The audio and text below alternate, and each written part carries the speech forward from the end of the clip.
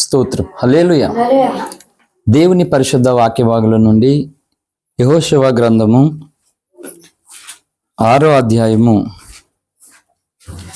16వ వచనాన్ని చదువుకుని కొద్ది నిమిషాలు దేవుని యొక్క వాక్యాన్ని మనం ధ్యానం చేసుకుందాం. 7వ మారు యాజకులు బూరలు ఊదగా యెహోషువ జనులకు ఇలాగూ ఆజ్ఞ ఇచ్చెను, కేకలు వేయుడి, యెహోవా ఈ పట్టణమును మీకు అప్పగించుచున్నాడు. ఈ పరిశుద్ధ వాక్య భాగం దేవుడు మన వెనుకడలో ఆశీర్వదించును గాక. ఆమె చిన్న మాట ప్రార్థన చేసుకుందాం.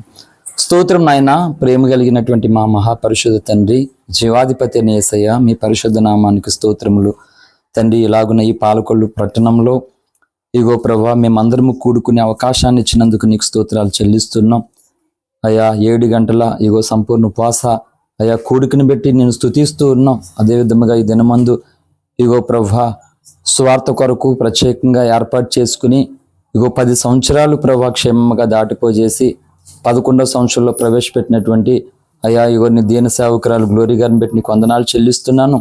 ఇంకనూ తండ్రి అయ్యా తను చెప్పిన సాక్ష్యం ప్రకారముగా ఇగో నీలో ప్రవక్త దర్శనంలో బిడ్డను నమ్మకమైనటువంటి రీతిలో నడిపించమని ప్రార్థిస్తున్నాను. ఈ పరిసర ప్రాంతంలో తండ్రి ఇంకో తనకున్నటువంటి భారము వ్యర్థము కాకుండానట్లు దేవా నీవే ప్రభా భారముకు అనేకమైనటువంటి వ్యక్తులు కలుగునట్లుగా దేవాన్ని కార్యం చేయమని ఇలాగున్న తండ్రి ఇగో ప్రభా మేము కొద్ది మందిగా ఈ స్థలమందు సమావేశమై ఉంటుండగా తండ్రి ఇంతవరకు మీరు జరిగించిన కార్యములు అన్నిని బట్టి స్తుతిస్తూ ఉన్నాను. ఈ సమయం మందు లేఖనము ద్వారా చదివినటువంటి నీ లేఖనము ద్వారా చేరిన మా అందరితోనూ తండ్రి ఇగో తండ్రి సోషల్ మీడియా ద్వారా వీక్షించబోతున్నటువంటి వారితోనూ కూడా మాట్లాడమని తండ్రి నీవే నీ దాసుని ప్రభు నీ శిల్వచారణ మరుగుపరిచి నీ ఆత్మతో అభిషేకించి నీ ప్రజలందరికీ మేలు కలగ చేయమని, ముఖ్యంగా తండ్రి స్థలం ముందు మేము ఎందుకు కూడుకుని ఉన్నామో ఆ ఉద్దేశం సంపూర్ణంగా జరిగించి అపవాది కార్యాలన్నీ బంధించి మీ నామానికి మహిమ తెచ్చుకోమని యేసయ్య నామమున స్తుతించి ప్రార్థిస్తున్నాము తండ్రి. ఆమేన్. ఆమేన్. హల్లెలూయా. దేవుని పరిశుద్ధ నామానికి మహిమ కలుగును గాక. మమ్మల్ని ప్రేమతో ఇక్కడికి ఆహ్వానించినటువంటి సిస్టర్ గ్లోరీ గారికి వందనాలు చెల్లిస్తున్నాను. అలాగే చేరినటువంటి మీ అందరికీ ప్రభుపేట ప్రత్యేకమైన వందనాలు. మంచిది, సమయం 1:15 కొద్ది నిమిషాల్లో త్వరగానే ముగించేస్తాను. హల్లెలూయా. యెహోషువ ద్వారా దేవుడు ఇశ్రాయేలులకు ఐగుప్తు నుండి బానిసలుగా విడిపించబడినటువంటి ప్రజలకు మరి ఈ పట్టణాన్ని, ఎరుకు అనేటువంటి పట్టణాన్ని దేవుడు అప్పగిస్తానని వాగ్దానం చేసి ఉన్నాడు. హల్లెలూయా. ఐగుప్తు నుండి ఇశ్రాయేలీలు దాటి వచ్చినప్పటి నుండి కూడా దేవుడు వారికి వాగ్దానాలు చేస్తూ వారిని పాలు తేనెలు ప్రవహించు దేశానికి నడిపిస్తానని దేవుడు వాగ్దానం చేశాడు. అదేవిధంగా నిర్గమకాండం 3వ అధ్యాయము మనం ఒకసారి జ్ఞాపకం చేసుకున్నట్లయితే నిర్గమకాండం 3వ అధ్యాయము 8వ వచనం చదువుదాం. 7 నుంచి చదువుదాము. మరియు యెహోవా ఇట్లనెను, నేను ఐగుప్తులో ఉన్న నా ప్రజల బాధను నిశ్చయముగా చూచితిని. పనులలో తమ్మును కష్టపెట్టి వారిని బట్టి వారు పెట్టిన మరుని వింటిని. వారి దుఃఖములు నాకు తెలిసే ఉన్నది. కాబట్టి ఐగుప్తుల చేతిలో నుండి వారిని విడిపించుటకు ఆ దేశముల నుండి విశాలమైన మంచి దేశమునకు, అనగా కనానీయులకు, హిత్తీయులకు, అమోరీయులకు, పెరిజీయులకు, హివ్వీయులకు, యెబూసీయులకు నివాస స్థానమై పాలు తేనెలు ప్రవహించు దేశమునకు వారిని నడిపించుటకు దిగొచ్చి ఉన్నాడు. చాలండి. దేవుడు మనం ఉన్నటువంటి ఒక స్థితి నుండి ఇంకొక బెటర్ స్థితికి, ఉన్నతమైనటువంటి స్థితికి, అనగా మేలుకరమైనటువంటి స్థితికి నడిపించడానికి ఎప్పుడు ఇష్టపడుతూనే ఉన్నాడు దేవుడు. అయితే మనమే నడవలేక నా వల్ల కాదని నడవలేక ఆగిపోతే దేవుడు ఏమీ చేయలేడు. ఇశ్రాయేలు పెట్టినటువంటి మొరను దేవుడు జ్ఞాపం చేసుకున్నాడట. మీరు ఒకసారి జ్ఞాపం చేసుకుంటే ఆ 7వ వచనంలో ఇశ్రాయేలు ఎంత నలిగిపోయి ఉంటారో దేవుడే చూసాడంటే చూసుకున్నమాట. మనుషులు చూడలే, సాక్షాత్తు దేవుడే. మరియు యెహోవా ఎట్లైనను నేను ఐగుప్తులోనున్న నా ప్రజల బాధను నిశ్చయముగా చూచితిని. పనుల్లో తమను కష్టపెట్టు వారిని బట్టి వారు పెట్టిన మొరను వింటిని. వారి దుఃఖములు నాకు తెలిసి అన్నవి కాబట్టి అని మొదలెట్టాడు. ఈరోజు భూమి మీద మనం జీవిస్తున్నటువంటి జీవితాలలో మనము ఏ విధంగా దుష్టుని తంత్రముల చేత నింపబడిపోతూ దేవుని ప్రణాళికలో నుండి, దేవుని ఆలోచనలో నుండి తప్పిపోతున్నామో దేవునికి తెలుసు. అదేవిధంగా శరీర బలహీనతలు బట్టి, అనారోగ్యాలను బట్టి, అప్పులు బట్టి, మానసిక స్థితులు బట్టి ఏ విధంగా మనం నలిగిపోతున్నామో దేవునికి తెలుసు. కనుక దేవుడు అనేవాడు ఉన్నాడా? ఉంటే ఎందుకు ఇలా వస్తుంది? నా జీవితంలో నేను అలాగే చేశాను. ఏంటి చిన్న ప్రాయంలో అంతు చెక్కినటువంటి వ్యాధికి గురైన నేను ఎందుకు నా లైఫ్ ఇలాగైపోయింది, నేనేం పాపం చేశాను, నిజంగా దేవుడు అనేవాడు ఉన్నాడా, ఉంటే ఏంటి నా జీవితం లేకపోతే నన్ను చంపేచ్చు కదా, చావనేవాడు బతకనేవాడు, ఉన్నవాడు మంచోడా చెడ్డోడా అని ఒక భయంకరమైనటువంటి పరిస్థితుల్లో 5 సంవత్సరాలు నిద్రలేనటువంటి రాత్రులతో ఈ దేవతలను దేవుళ్ళను పిలుస్తూ నా జీవితాన్ని గడిపిన సమయంలో ఆ విధంగా దేవుడు నాకు దొరికాడు మాట. హల్లెలూయా. దేవుడి రోజు నా బాధనిగా నీ బాధనిగా అందరి బాధ నిశ్చయంగా చూశాడు. చూసి దేవుడు ఏం చేశాడంటే మన ఆ స్థితి నుంచి విడిపిస్తాడు మాట. విడిపించి అంటే గత కాలంలో నువ్వు కాచినటువంటి కన్నీరు, నలిగిపోయినటువంటి స్థితి, ఆ వేదన బాధ నుండి విడిపించడానికి దేవుడు పూనుకుని నీకు మంచి స్థితిలోనికి ఇవ్వడానికి దేవుడు పూనుకుని ఉన్నాడు. కానీ మనం ఏం చేస్తున్నామంటే కుక్క తన వాంతికు తిరుగునట్లుగా మనిషి భూమి మీద ప్రతి వ్యక్తి కూడా సామెతలు 3:5 క్రైస్తవుల్లో చెప్తున్నాను, ఖచ్చితంగా అది నెరవేరుతూనే ఉంది. చూడండి ఒకసారి సామెతలు 3:5, సామెతల గ్రంథం 3:5 వచ్చింది.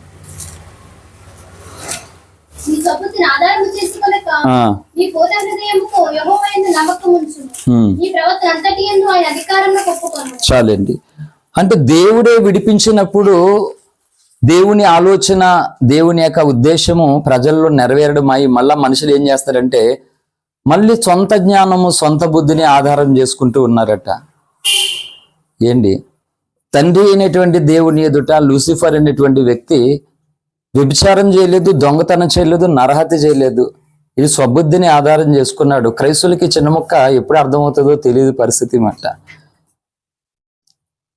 ఈ సొంత జ్ఞానముని ప్రతి ఒక్కరికి దేవుడు అందుకే జ్ఞానం ఇచ్చాడు. ఎందుకు దేవుడు జ్ఞానం ఇచ్చాడు అందరికీ? నీకు సొంతంగా ఆలోచించుకునే జ్ఞానం ఎందుకు ఇచ్చాడు దేవుడు? నీ జ్ఞానాన్ని బట్టి నీవు దేవునికి దూరం అయిపోకూడదు అని, నీ జ్ఞానాన్ని బట్టి నీకు ఇస్తాననుకున్నటువంటి ఆ పరలోక రాజ్యాన్ని పోగొట్టుకోకూడదని దేవుడు జ్ఞానం ఇచ్చాడు. మనిషి జ్ఞానాన్ని బట్టి ఒకడు అంటాడు దేవుడు లేడు, గీవుడు లేడు. అంటే వాడి జ్ఞానం బట్టి ఏమంటున్నాడు? దేవుడు లేడు, గీవుడు లేడట. వాడి చదువుని బట్టి, వాడు అందరిని బట్టి, వాడి తెలివిని బట్టి, వాడి ఆస్తుని బట్టి, వాడు వ్యాపారాన్ని బట్టి దేవుడు లేడని మాట్లాడేస్తున్నారు. చూసా, అందుకే దేవుడు లేడని బుద్ధిహీనులు తమ హృదయంలో అనుకుందరని దావీదు భక్తుడికి కీర్తన 55 చెప్పాడు. అంటే దేవుడు మానవునికి జ్ఞానం ఇస్తే ఆ జ్ఞానాన్ని బట్టి దేవుడు లేడని, ఆ జ్ఞానాన్ని బట్టి మనిషినే దేవుడిగా చేసేసుకుని, ఆ జ్ఞానాన్ని బట్టి దేవుడిని కానిటువంటి వాటిని దేవుడినిగా జ్ఞాపం చేసుకుంటూ ఉన్నారు వాళ్ళు. కనుక ఐగుప్తుల బాధను నిశ్చయముగా చూసిన దేవుడే ఖచ్చితంగా ఇక్కడ మనందరి బాధను కూడా చూశాడు. చూసి ఆ బాధ నుండి విడిపించి మంచి స్థితిలో నడిపించిన పూనుకున్నాడు. అయితే ఆ బాధ తీరిపోయిన తర్వాత జనాలు ఏమైపోయారంటే పర్లేదు, ఇంక నేను గట్టెక్కేశాను, ఇప్పుడు సేఫ్ జోన్లో ఉన్నాను, పర్లేదు. సేఫ్ జోన్ ఎవరు లేరు క్రైస్తవులు. ప్రపంచవ్యాప్తంగా ఉన్నటువంటి ఊపిరితో ఉన్నటువంటి ప్రతి క్రైస్తవుడికి చెప్తున్నటువంటి మాట ఏంటంటే సేఫ్ జోన్లో ఏ ఒక్క క్రైస్తవుడు లేడు లేడు లేడు. రాసి పెట్టుకుని ఈ మాట. ఒక డిఫరెంట్ టైప్ ఆఫ్ మెసేజ్ చెప్తున్నాను ఈ దినాన్ని నేను. ఎక్కడ కాపీ కొట్టి కాపీ పేస్ట్ మెసేజ్లు మాకు పనిచేయవు, వంట పట్టవు. హల్లెలూయా. ఎందుకంటే మత్తయి సువార్త చెప్పింది. మత్తయి సువార్త 24వ అధ్యాయంలోనికి వచ్చినట్లయితే అందరికీ సుపరిచితమైనటువంటి వాక్య భాగమే. 13వ వచనం, అంతం వరకు సహించిన వాడెవడో చాడండి. అంటే మన జీవితంలో అంతం అనేటువంటిది ఒకటి ఉంది, దేవుని రాకడ అనేటువంటిది ఒకటి ఉంది. ఆయన రావాలన్నా రావాలి, మనం పోవాలన్నా పోవాలి. దేవుడు నాతో రాయించినటువంటి పాట ఉంటుంది. మట్టిలో పెట్టే వరకు పైకెత్తబడే వరకు, మట్టిలో పెట్టే వరకు పైకెత్తబడే వరకు, నీ పోలికగా మార్చుము దేవా, నీ సారేపై ఉంచుము దేవా, నీ పోలికగా మార్చుము దేవా, నీ సారేపై ఉంచుము దేవా. చాలా అద్భుతమైన చరణాలు ఉంటాయి. అంటే ఏంటి దాని భావం టూకీగా అంటే ఏదో ఒక రోజు మనం చనిపోవడం అనేది ఖాయం, లేకపోతే ప్రభు రాకడ భూమి మీద రావడం ఖాయం. ఈ రెండు జరుగుతాయి పక్క. అంటే మనల్ని మట్టిలో అన్న పెట్టేసేయాలి, లేదంటే పైకన్నా ఎత్తబడాలి మనం.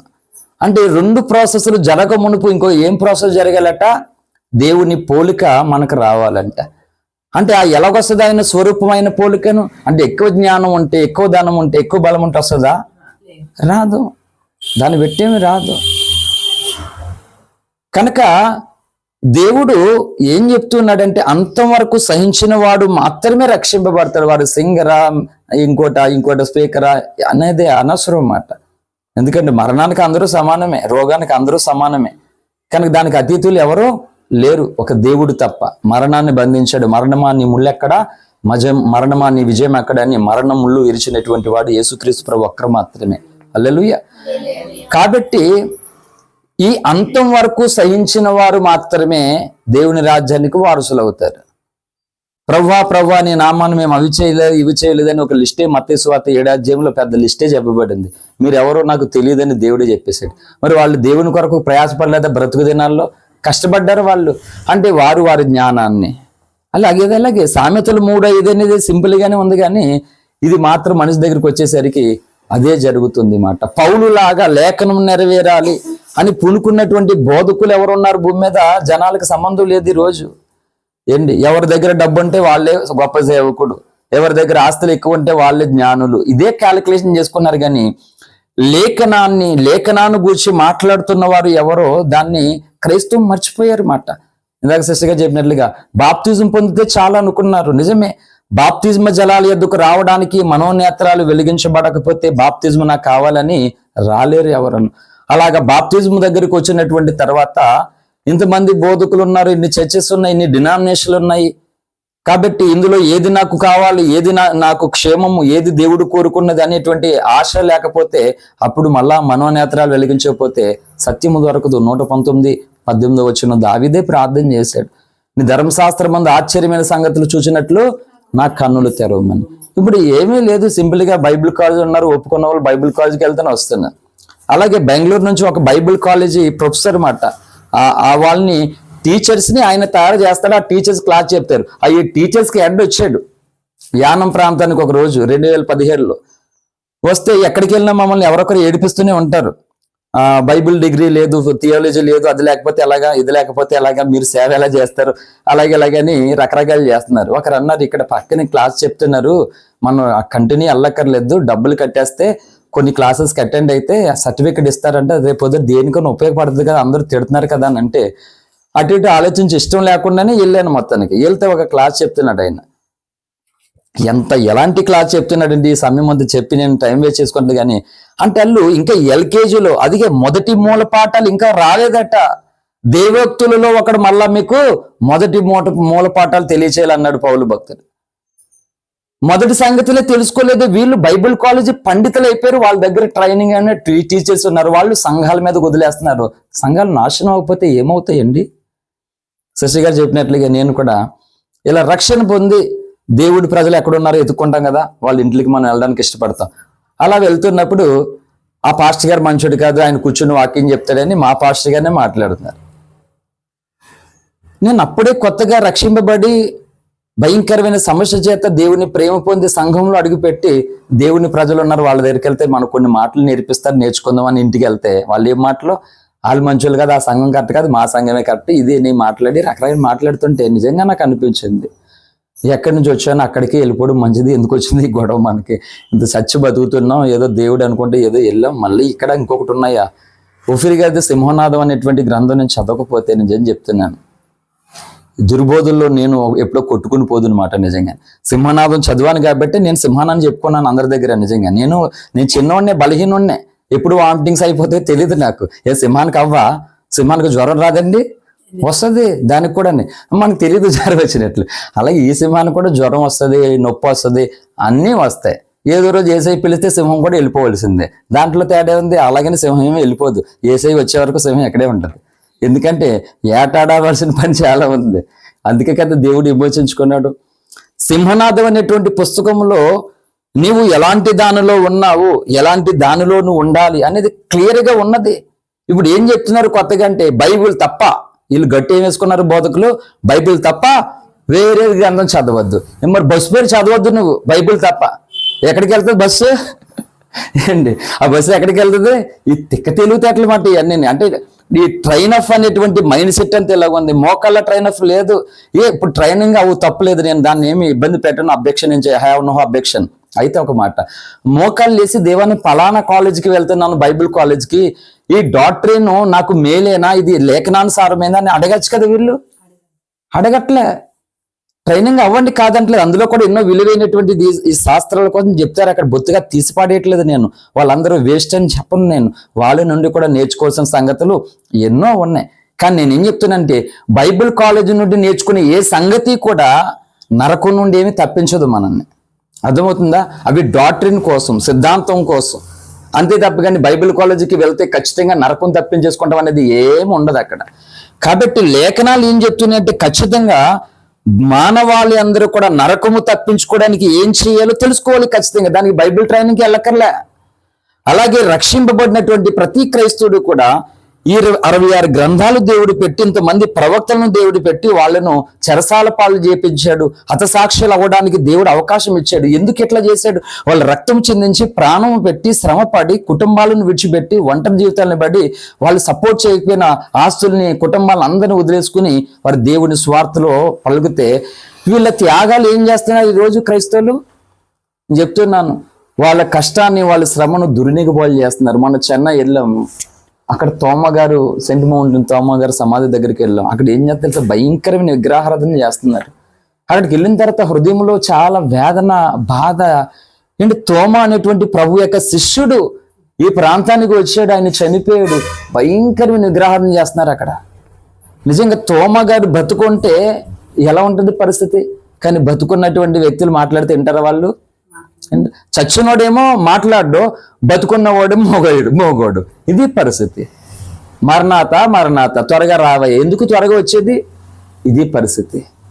అంటే క్రైస్తవ సమాజము బొత్తిగా న్యాయం అనే దాన్ని విడిచిపెట్టేశారు. దేవుడు ఎందుకు వచ్చాడు ఇక్కడికి? నా నుండి ఏం కోరుతూ ఉన్నాడు? నేను ఏం చేయాలి? ఇన్ని సంఘాలు ఎలా పట్టుకొచ్చాయి? ఇన్ని బోధలు ఎందుకున్నాయి? దీని మీదకి ఎవరు రావడం లేదు. ఎవరికి వాళ్ళే. నేను ఎప్పుడు చెప్తున్నాను, మా పాస్టర్ గారు గొప్ప అని ఎప్పుడు మేము చెప్పలే. ఆయన దేవుడు గొప్పవాడని చెప్పాడు, లేఖనము గొప్పదని చెప్పింది, పౌలు గొప్పవాడని చెప్పాడు. పౌలుకి దేవుడు అప్పగించినటువంటి సంఘము, సత్యము అది గొప్పది అని చెప్పాడు. పౌలు ద్వారా పరిశుద్ధాత్మ దేవుడు రాయించినటువంటి లేఖనాలన్నీ సత్యమని చెప్పాడు. అంతేగాని నేను గొప్పవాడిని ఆయన ఎప్పుడు చెప్పలేదు. ఆయన మీద భయంకరమైనటువంటి దుష్ప్రచారాలు చేస్తూనే ఉన్నారు. 65 ఏళ్ళు అయిపోయింది, ఇంకా ఆయన మీద భయంకరమైన నిందలు వేస్తున్నారు. మాలాంటి వాళ్ళ మీద అయితే వేసుకోండి, ఎందుకంటే మేము కుర్రోళ్ళు వయసులో ఉన్నాం కాబట్టి ఈజీగా నమ్ముతారు అందరూ కూడా ఈజీగా చెప్తే. కానీ వృద్ధాప్యంలో ఉన్నటువంటి వ్యక్తులు క్యాన్సర్తో 2 సంవత్సరాలుగా భయంకరమైన స్థితితో ఉండి, ఇప్పుడు సిస్టర్ గారు చెప్పినట్లుగా రోజు ఆల్నైట్ ప్రార్థన ఎవరైనా గడుపుతారండి? వారంలో ఒక ఆల్నైట్ ప్రార్థన నెలకు 4 ఉంటాయి మాకు. అవి చేసుకోవడానికి చాలా కష్టమైపోతుంది. రోజు ఆ వయసు కలిగినటువంటి వ్యక్తి నిద్ర లేదు, తిండి లేదు, మళ్ళీ 20 ఏళ్ళు పైబడిగానే ఆయన ఒక పూట భోజనం ఆయన ఎప్పటి నుంచో. దేవుని కొరకు శరీరాన్ని నలగొట్టుకున్నటువంటి పౌలు లాగా ఆయన బ్రతుకుట క్రీస్తే చావైతే మేలు అనుకుని బ్రతుకుతూ ఉంటే భయంకరంగా దాడి చేస్తున్నారు. నేను ఎత్తుకున్నటువంటి లేఖనానికి, నేను చెప్తున్నటువంటి దానికి ఎప్పుడు కూడా తప్పిపోదు. అసలు మీరు ఏ ప్రసంగాలన్నా వెతకండి యూట్యూబ్, ఫేస్బుక్లో, తప్పిపోవడం ఇంపాసిబుల్ మాట. హల్లెలూయా. అయితే లేఖనం మూలవాక్యం ఏం చెప్తుందంటే, ఈ పట్టణమును మీకు అప్పగిస్తానన్నాడు. యెహోషువ ఆజ్ఞాయించాడంట. యాజకులేమో బూరలు ఊదారు. ఇలాగే ఒక ఆన్లైన్ ప్రార్థనలో బూరలు ఎందుకు ఊదాలనేటువంటి ఒక మెసేజ్ చేశాను నేను. అది నెట్లో ఉంది, చూడండి ఎప్పుడైనా అవకాశం ఉంటే, బూరల కోసం. ఇప్పుడు యాజకులు బూరలు ఊదుతూ ఉన్నారు. యెహోషువ ఏమో ఆజ్ఞాపించాడు, ఈ పట్టణం యెహోవా మీకు అప్పగించుచు ఉన్నాడు. అయితే ఇక్కడ దేవుడు పట్టణాన్ని అప్పగించాడట. ఇందాక నిర్గమకాండం 3వ అధ్యాయం చదివించాను. వాళ్ళని కూడా ఐగుప్తు బానిసత్వం నుండి విడిపించి పాలు తేనెలు ప్రవహించే దేశాన్ని మీకు ఇచ్చుచూ ఉన్నానని అది కూడా దేవుడు అప్పగించాడు. అయితే దీన్ని బట్టి మనం ఏం చేసుకోవాలి? పాత నిబంధన లేఖనాలు ఈనాటి సంఘాలు తీసుకోవడం లేదు. కొత్త నిబంధన ఓల్డ్ టెస్టిమెంట్ పక్కన పెట్టేసి న్యూ టెస్టిమెంట్ చాలని చిన్న బుక్స్ ప్రింట్ చేసి పిల్లలకి అవే నేర్పిస్తుండవు. దాంట్లో కోసం అవగాహన లేకుండానే చేసేస్తున్నారు. నేను ఎప్పుడు అలాగా ఇదే చదవండి చదవద్దని నేను ఎప్పుడు ఎవరికి నేర్పించలేదు. మొత్తం బైబిల్ కంటిన్యూ చదవమని చెప్పాను, అర్థం కాకపోయినా అర్థమైనాను. హల్లెలూయా.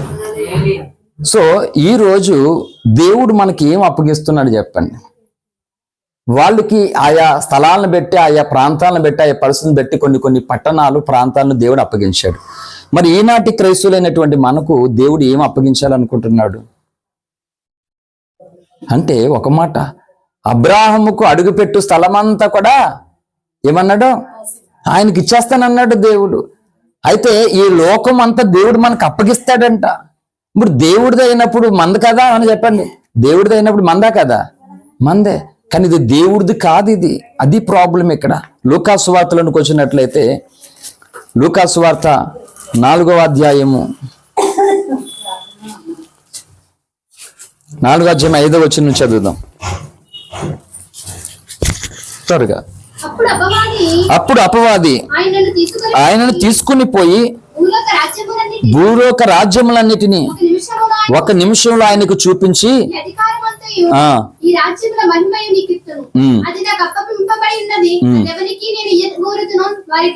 చాలండి. ఇప్పుడు లేఖన మూలవాక్యమేమో ఈ పట్టణం మీకు అప్పగించబడిన అన్నం మీకు ఇస్తానన్నాడు, ఈ పట్టణాన్ని. ఇప్పుడు ఆ పట్టణము దేవుడిదే అయినప్పుడు మందే అని చెప్తున్నాను నేను. దేవుడిది అయితే మందే కదా. ఇప్పుడు తండ్రి ఆస్తి కొడుకుదే కదా, కొడుకుదే. కానీ దేవుడిది అయితే మన సొత్తు అయిపోతుంది. కానీ దేవుని కాదు అని లోకాసువార్త 4వ అధ్యాయము మనకు 5వ వచనం చెప్తుంది. ఇది ఎవరిదంట? అపవాదికి అప్పగించబడిందంట. ఈ లోకమంతా ఇదంతా అపవాదికి అప్పగించబడింది. ఇప్పుడు ఇంక విచిత్రం ఏం చెప్పినా, దేవుడు మనకు అప్పగించడం కాదు ఈ లోకాన్ని. మనం ఏం చేయాలి తెలిసి ఇలా చూడండి అందరు నా వైపు, మనమే ఈ లోకాన్ని దేవునికి అప్పగించాలి. హల్లెలూయా. దేవుడికి ఆయన మనకి ఇవ్వడం కాదు, మనము దేవునికి గిఫ్ట్గా ఇవ్వాలి. ఈరోజు రంజిత్ తోఫిరి గారు ఒక సత్యబోధన, ఒక సత్య దర్శనం లేఖన సారాంశం ఇదే అని తెలియపరిచాడు. కనుక ఆ సారాంశాన్ని కలిగినటువంటి వ్యక్తులుగా మనం ఆయన దగ్గర ఆ సారం యొక్క ప్రభావాన్ని తీసుకెళ్ళి ఆయన పాదాల దగ్గర పెట్టాలన్నమాట. అప్పుడు దేవుడు సంతోషిస్తాడు. హల్లెలూయా. ఏంటి మొన్న పవన్ కళ్యాణ్ గారు డిప్యూటీ సీఎం అయిన తర్వాత ఆయన ఒక మాట చెప్పాడు పిఠాపురం సభలో. ఏం చెప్పాడంటే, మాకు క్రిస్టియన్ టీచర్ గారు ఒకరు ఉన్నారు, ఆ టీచర్ గారు ఒక మాట చెప్తూ ఉండేవారు ఎప్పుడు కూడా, తను తాను తగ్గించుకున్నవాడు హెచ్చింపబడును, తను తాను హెచ్చించుకున్నవాడు తగ్గించబడిన మాట చెప్పారు. అది ఎప్పుడో నన్ను ఆకర్షించింది. ఈరోజు అదే మాట నన్ను ఈ అధికారులు కూర్చోబెట్టిందని మాట చెప్పాడు తను. నిజంగా సేమ్ టైము ఆ టీచర్ గారిని కూడా తీసుకుని సన్మానం చేశాడు ఆయన. అంటే ఆ మాటకి ఏం చేశాడు, ఇప్పుడు ఆమె పాదాల దగ్గర ఈ అధికారాన్ని, అమ్మ నేను ఇంకా నీ శిష్యుడిని అని పెట్టాడు. అలాగా మనము భూమి మీద దేవుని కొరకు బ్రతుకుతున్నటువంటి భక్తుని పాదాల దగ్గర, నేను నీ బోధ విని నీ లేఖన సారాముతో భక్తు నేర్చుకున్నటువంటి నేను, ఇదిగో ఇదంతా కూడా దేవుడు నాకు అప్పగించింది నీ పాదాల దగ్గర, అది పెట్టాలి మన గురువుకి. అది మనం ఇచ్చేటువంటి బహుమానం. కాలర్లు ఎలా ఎగరేసేసి నువ్వేం చేసావు, నాకు నువ్వేం చేసావు, మాకు బైబిల్ తెలీదా, మాకు అయ్యి లేదా, మాకు రాదా, మాకు ప్రార్థన లేదా, మాకు వాక్యం తెలదా, ఇది పరిస్థితి. కనుక సాతానుడు ఈ రాజ్యములన్నిటినీ కూడా తన స్వాధీనపరుచుకుని ఉన్నాడు ఆదాము అవ్వల ద్వారానే. పోయింది. ఇప్పుడు దేవునికే మొక్కితే నీకు ఇస్తాను అంటున్నాడు. అంటే దేవాది దేవుణ్ణి వాడికి మొక్కేటట్లుగా చేసుకోవాలనుకుంటున్నాడు. కానీ దేవుడు రోమా 16:20 ప్రకారంగా సమాధానకర్త అయిన దేవుడు శీఘ్రముగా సాతాను మీ కాళ్ళ క్రింద చేదుగా త్రొక్కించుదరన్నాడు. అంటే సాతాన్ని తొక్కి మనం అందరమును ఇదంతా దేవుని పాదాల దగ్గర మనం పెట్టాలి. హల్లెలూయా. కాబట్టి ఈ లోకరాజ్యాలన్నీ కూడా సాతాను వశమై ఉన్నాయి. కాబట్టి మనం ఇప్పుడు ఏం చేసుకోవాలంటే వీటిని స్వాధీనపరుచుకోవాలి. హల్లెలూయా. వీటిని స్వాధీనపరుచుకోవాలంటే సాతాను ఊరుకుంటాడా? నాకు మొక్కితావా ఇస్తాను, నేను ఎవరికి ఇస్తాను అది వారికి ఇవ్వబడిన అన్నాడు. అంటే సాతాను ఊరికనే ఇయ్యడు, వాడితో రాజీ పడితే వాళ్ళకి ఇస్తాడట.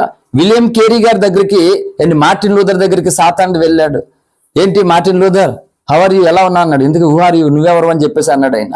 ఏంటి నువ్వు సంఘాన్ని సంస్కరిస్తావా, నువ్వు నీ కుటుంబం ఎలా ఉంది, నీ వాళ్ళే నిన్ను నమ్మట్లేదు, నువ్వేం చేస్తావు, చూడు ఇదిగో లిస్ట్ అని చిన్న ప్రాయం నుండి ఆయన జీవితంలో ఉన్నటువంటి బలహీనతలు లోట్లు అన్ని చూపించాడంట లిస్ట్. ఇన్ని పెట్టుకుంటే నువ్వు సంస్కరిస్తావా సంఘాన్ని, అయ్యా నీకేమైనా సిగ్గుందా లేదని మాట్లాడాడట.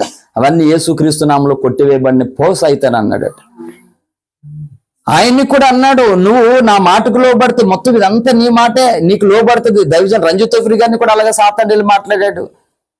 నువ్వు నా మాట అంటే మొత్తం అంతా నీ కాళ్ళ దగ్గరికి వస్తుంది. దేవుడు ఎంత పరిచయం చేస్తున్నావు, ఏరి నీ వాళ్ళే నీతో లేరు, ఎవరున్నారు నేను నమ్మేవాళ్ళు, సొంతది ఏమీ లేదు అసలు అని. నా మాట అంటేవా మొత్తం నీకు ఈ ప్రపంచంలోని చక్రవర్తిని చేస్తానని దైవజన్ రంజిత్ తోఫిరి గారితో కూడా సాతానుడు మాట్లాడాడు. హల్లెలూయా. కాబట్టి మనము చేయవలసినటువంటి పని ఏంటంటే, అనేక మెసేజ్లు ఉన్నాయండి, అనేక ప్రసంగాలు ఉంటాయి. క్రైస్తవులకి బాగా అలవాటు ఏంటంటే, ప్రభువా నాతో మాట్లాడని. నిజంగా దేవుడు మాట్లాడితే లోబడతావా చెప్పండి? లోబడరు. మరి ఎందుకు మాట్లాడాలి ఆయన అంటే, క్యాజువల్గానే టైం పాస్కి. దేవుడు మాట్లాడాలని కోరుకుంటే అర్థం ఏంటంటే నీకు ఆయన ఏం చెప్తే దానికి 100% కట్టుబడి ఉండాలన్నమాట దానికి. లేకపోతే దేవుడు మాట్లాడాలని కోరుకోకండి ఎవరు కూడా. I'm very sorry. దేవుడు నాతో మాట్లాడితే బాగుండని కోరుకోకండి ఎవరు కూడా. కోరుకుంటే ఏం చేయాలంటే ఆయన ఏది చెప్పినా అది నేను చేస్తాను.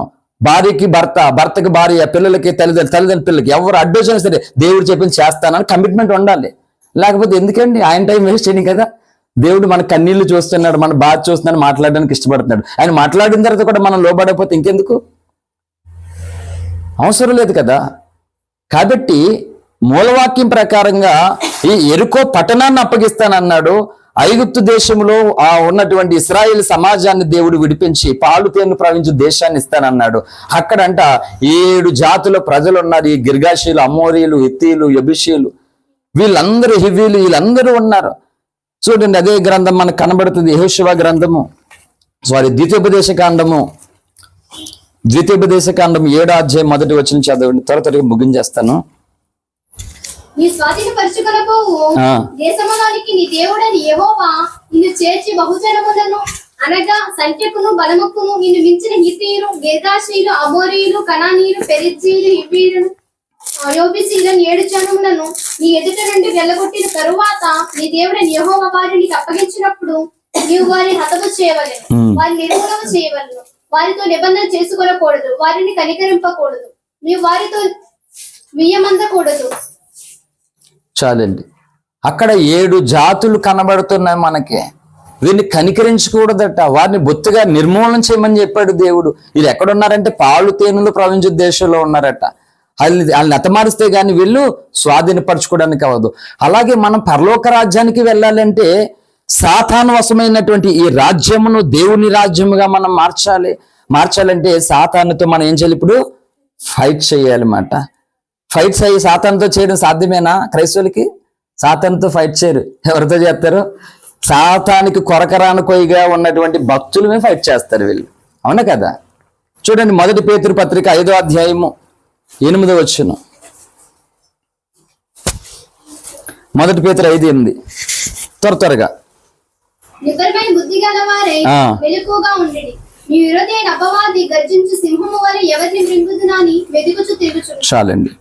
విరోధి అపవాది ఏం చేస్తున్నాడంటే ఎవరిని మృంగుదునని వెతుకుతూ తిరుగుతూ ఉన్నాడు. వాడి పనే అది మాట. ఎవరు దొరుకుతారా వెతుకుతూ తిరుగుతూ ఉన్నాడు. ఇప్పుడు క్రైస్తవులు ఎలా తిరుగుతున్నారు చెప్పండి? వాడేమో ఎవరు దొరుకుతారంటే దేవుని పనిని పాడు చేయడానికి, దేవుని సంఘాలను కూల్చడానికి ఎవరు దొరుకుతారో వాళ్ళని పెట్టి మందంతా నాశనం చేయడానికి రకరకాలుగానే. ఇప్పుడు చూడండి, బోయివాడు ఉంటాడు. బోయివాడు ఏం చేస్తే తెలుసా? వాడి దగ్గర ఒక కాకి కానీ కొంగ కానీ ఉంటుంది. వాడు ఆ కాకి కానీ కొంగ కానీ అక్కడ పెట్టి కొంత మేత వేస్తాడన్నమాట దానికి. అప్పుడు ఆ జాతి పక్షి ఇక్కడ చూసి ఏం చేస్తే ఆటోమేటిక్గా వచ్చి వాళ్తాయి అన్నమాట. అంటే ఇది ఏం చేస్తుంది? ఆ పక్షులన్నీ ఇదికి అప్పగిస్తుంది. అలాగ సాతాను చేత సంఘాలలోనూ కొంతమంది జ్వరబడుతూ ఉన్నారు. వీరు పని పాడు చేయడమే వీరి లక్ష్యము. దేవుని కార్యములకు ఆటంకంగా ఉండి ఇతరులను చెడగొట్టడమే వీరి లక్ష్యము. వాళ్ళు ఒక్కొక్కరు మనసును చెడగొట్టేసి వ్యతిరేకంగా కలగజేస్తారు. ఈ బోయవాడి దగ్గర ఉన్న పక్షి ఇంకో పక్షిని అప్పగించినట్లుగా ఈ సాతానుడికి వీళ్ళందరూ కూడా ఏం చేస్తున్నారు? సహకారులుగా మారిపోతున్నారు. వీరెవరు? రక్షణ పొందిన వాళ్ళే. చెప్పండి, వీళ్ళు వెళ్తారండి పరలోకానికి? అంటే దేవుని పేరిట దేవుని జరుగుతున్నటువంటి కార్యములకు వ్యతిరేకంగా ఆటంకంగా కూలుస్తున్న వారు, దేవుడు వాడుకుంటున్నటువంటి వ్యక్తుల మీద బురద జల్లుతున్నటువంటి వారు పరలోకానికి వెళ్తారా? వెళ్ళడం సాధ్యం కాదు. సాతానుడేమో ఎవరిని మిరుగుదనా అని వెతుకుతూ తిరుగుతుంటే క్రైస్తవులు ఏమో ఏం చేస్తారు తెలుసా? దేవుని కొరకు బ్రతుకుతున్నటువంటి భక్తుల మీద బురద జల్లడానికి తిరుగుతూ ఉన్నారు. ఇంకా సాతానికి వీళ్ళకి మరి సంబంధం ఉందా లేదా? సంబంధం ఉంది. వీళ్ళు సాతాను పిల్లల మాట. వీళ్ళు యేసు రక్తంలో కడగబడిన వారు కాదు. మరి ఎందుకంటే యేసు రక్తం వాళ్ళ మీద పని చేయదు. నరకంలో ఉన్న వాళ్ళ మీద యేసు రక్తం పని చేస్తుందండి? పని చేయదు. ఇది ఎందుకు పని చేయట్లేదంటే వీళ్ళు ఈ సాతాను అధికారం కింద ఉన్నారు. వీళ్ళు రాలేదు బయటికి, సాతాను అధికారం కింద ఉన్నారు. మీకు ఇంకా విచిత్రమైన సంగతి చెప్తాను. ఈ మెసేజ్ మీరు వినండి, మళ్ళా అప్లోడ్ అవుతుంది తర్వాత. ఒకసారి నిర్గమకాండలోనికి మీరు వచ్చినట్లయితే, థాంక్ గాడ్, నిర్గమకాండము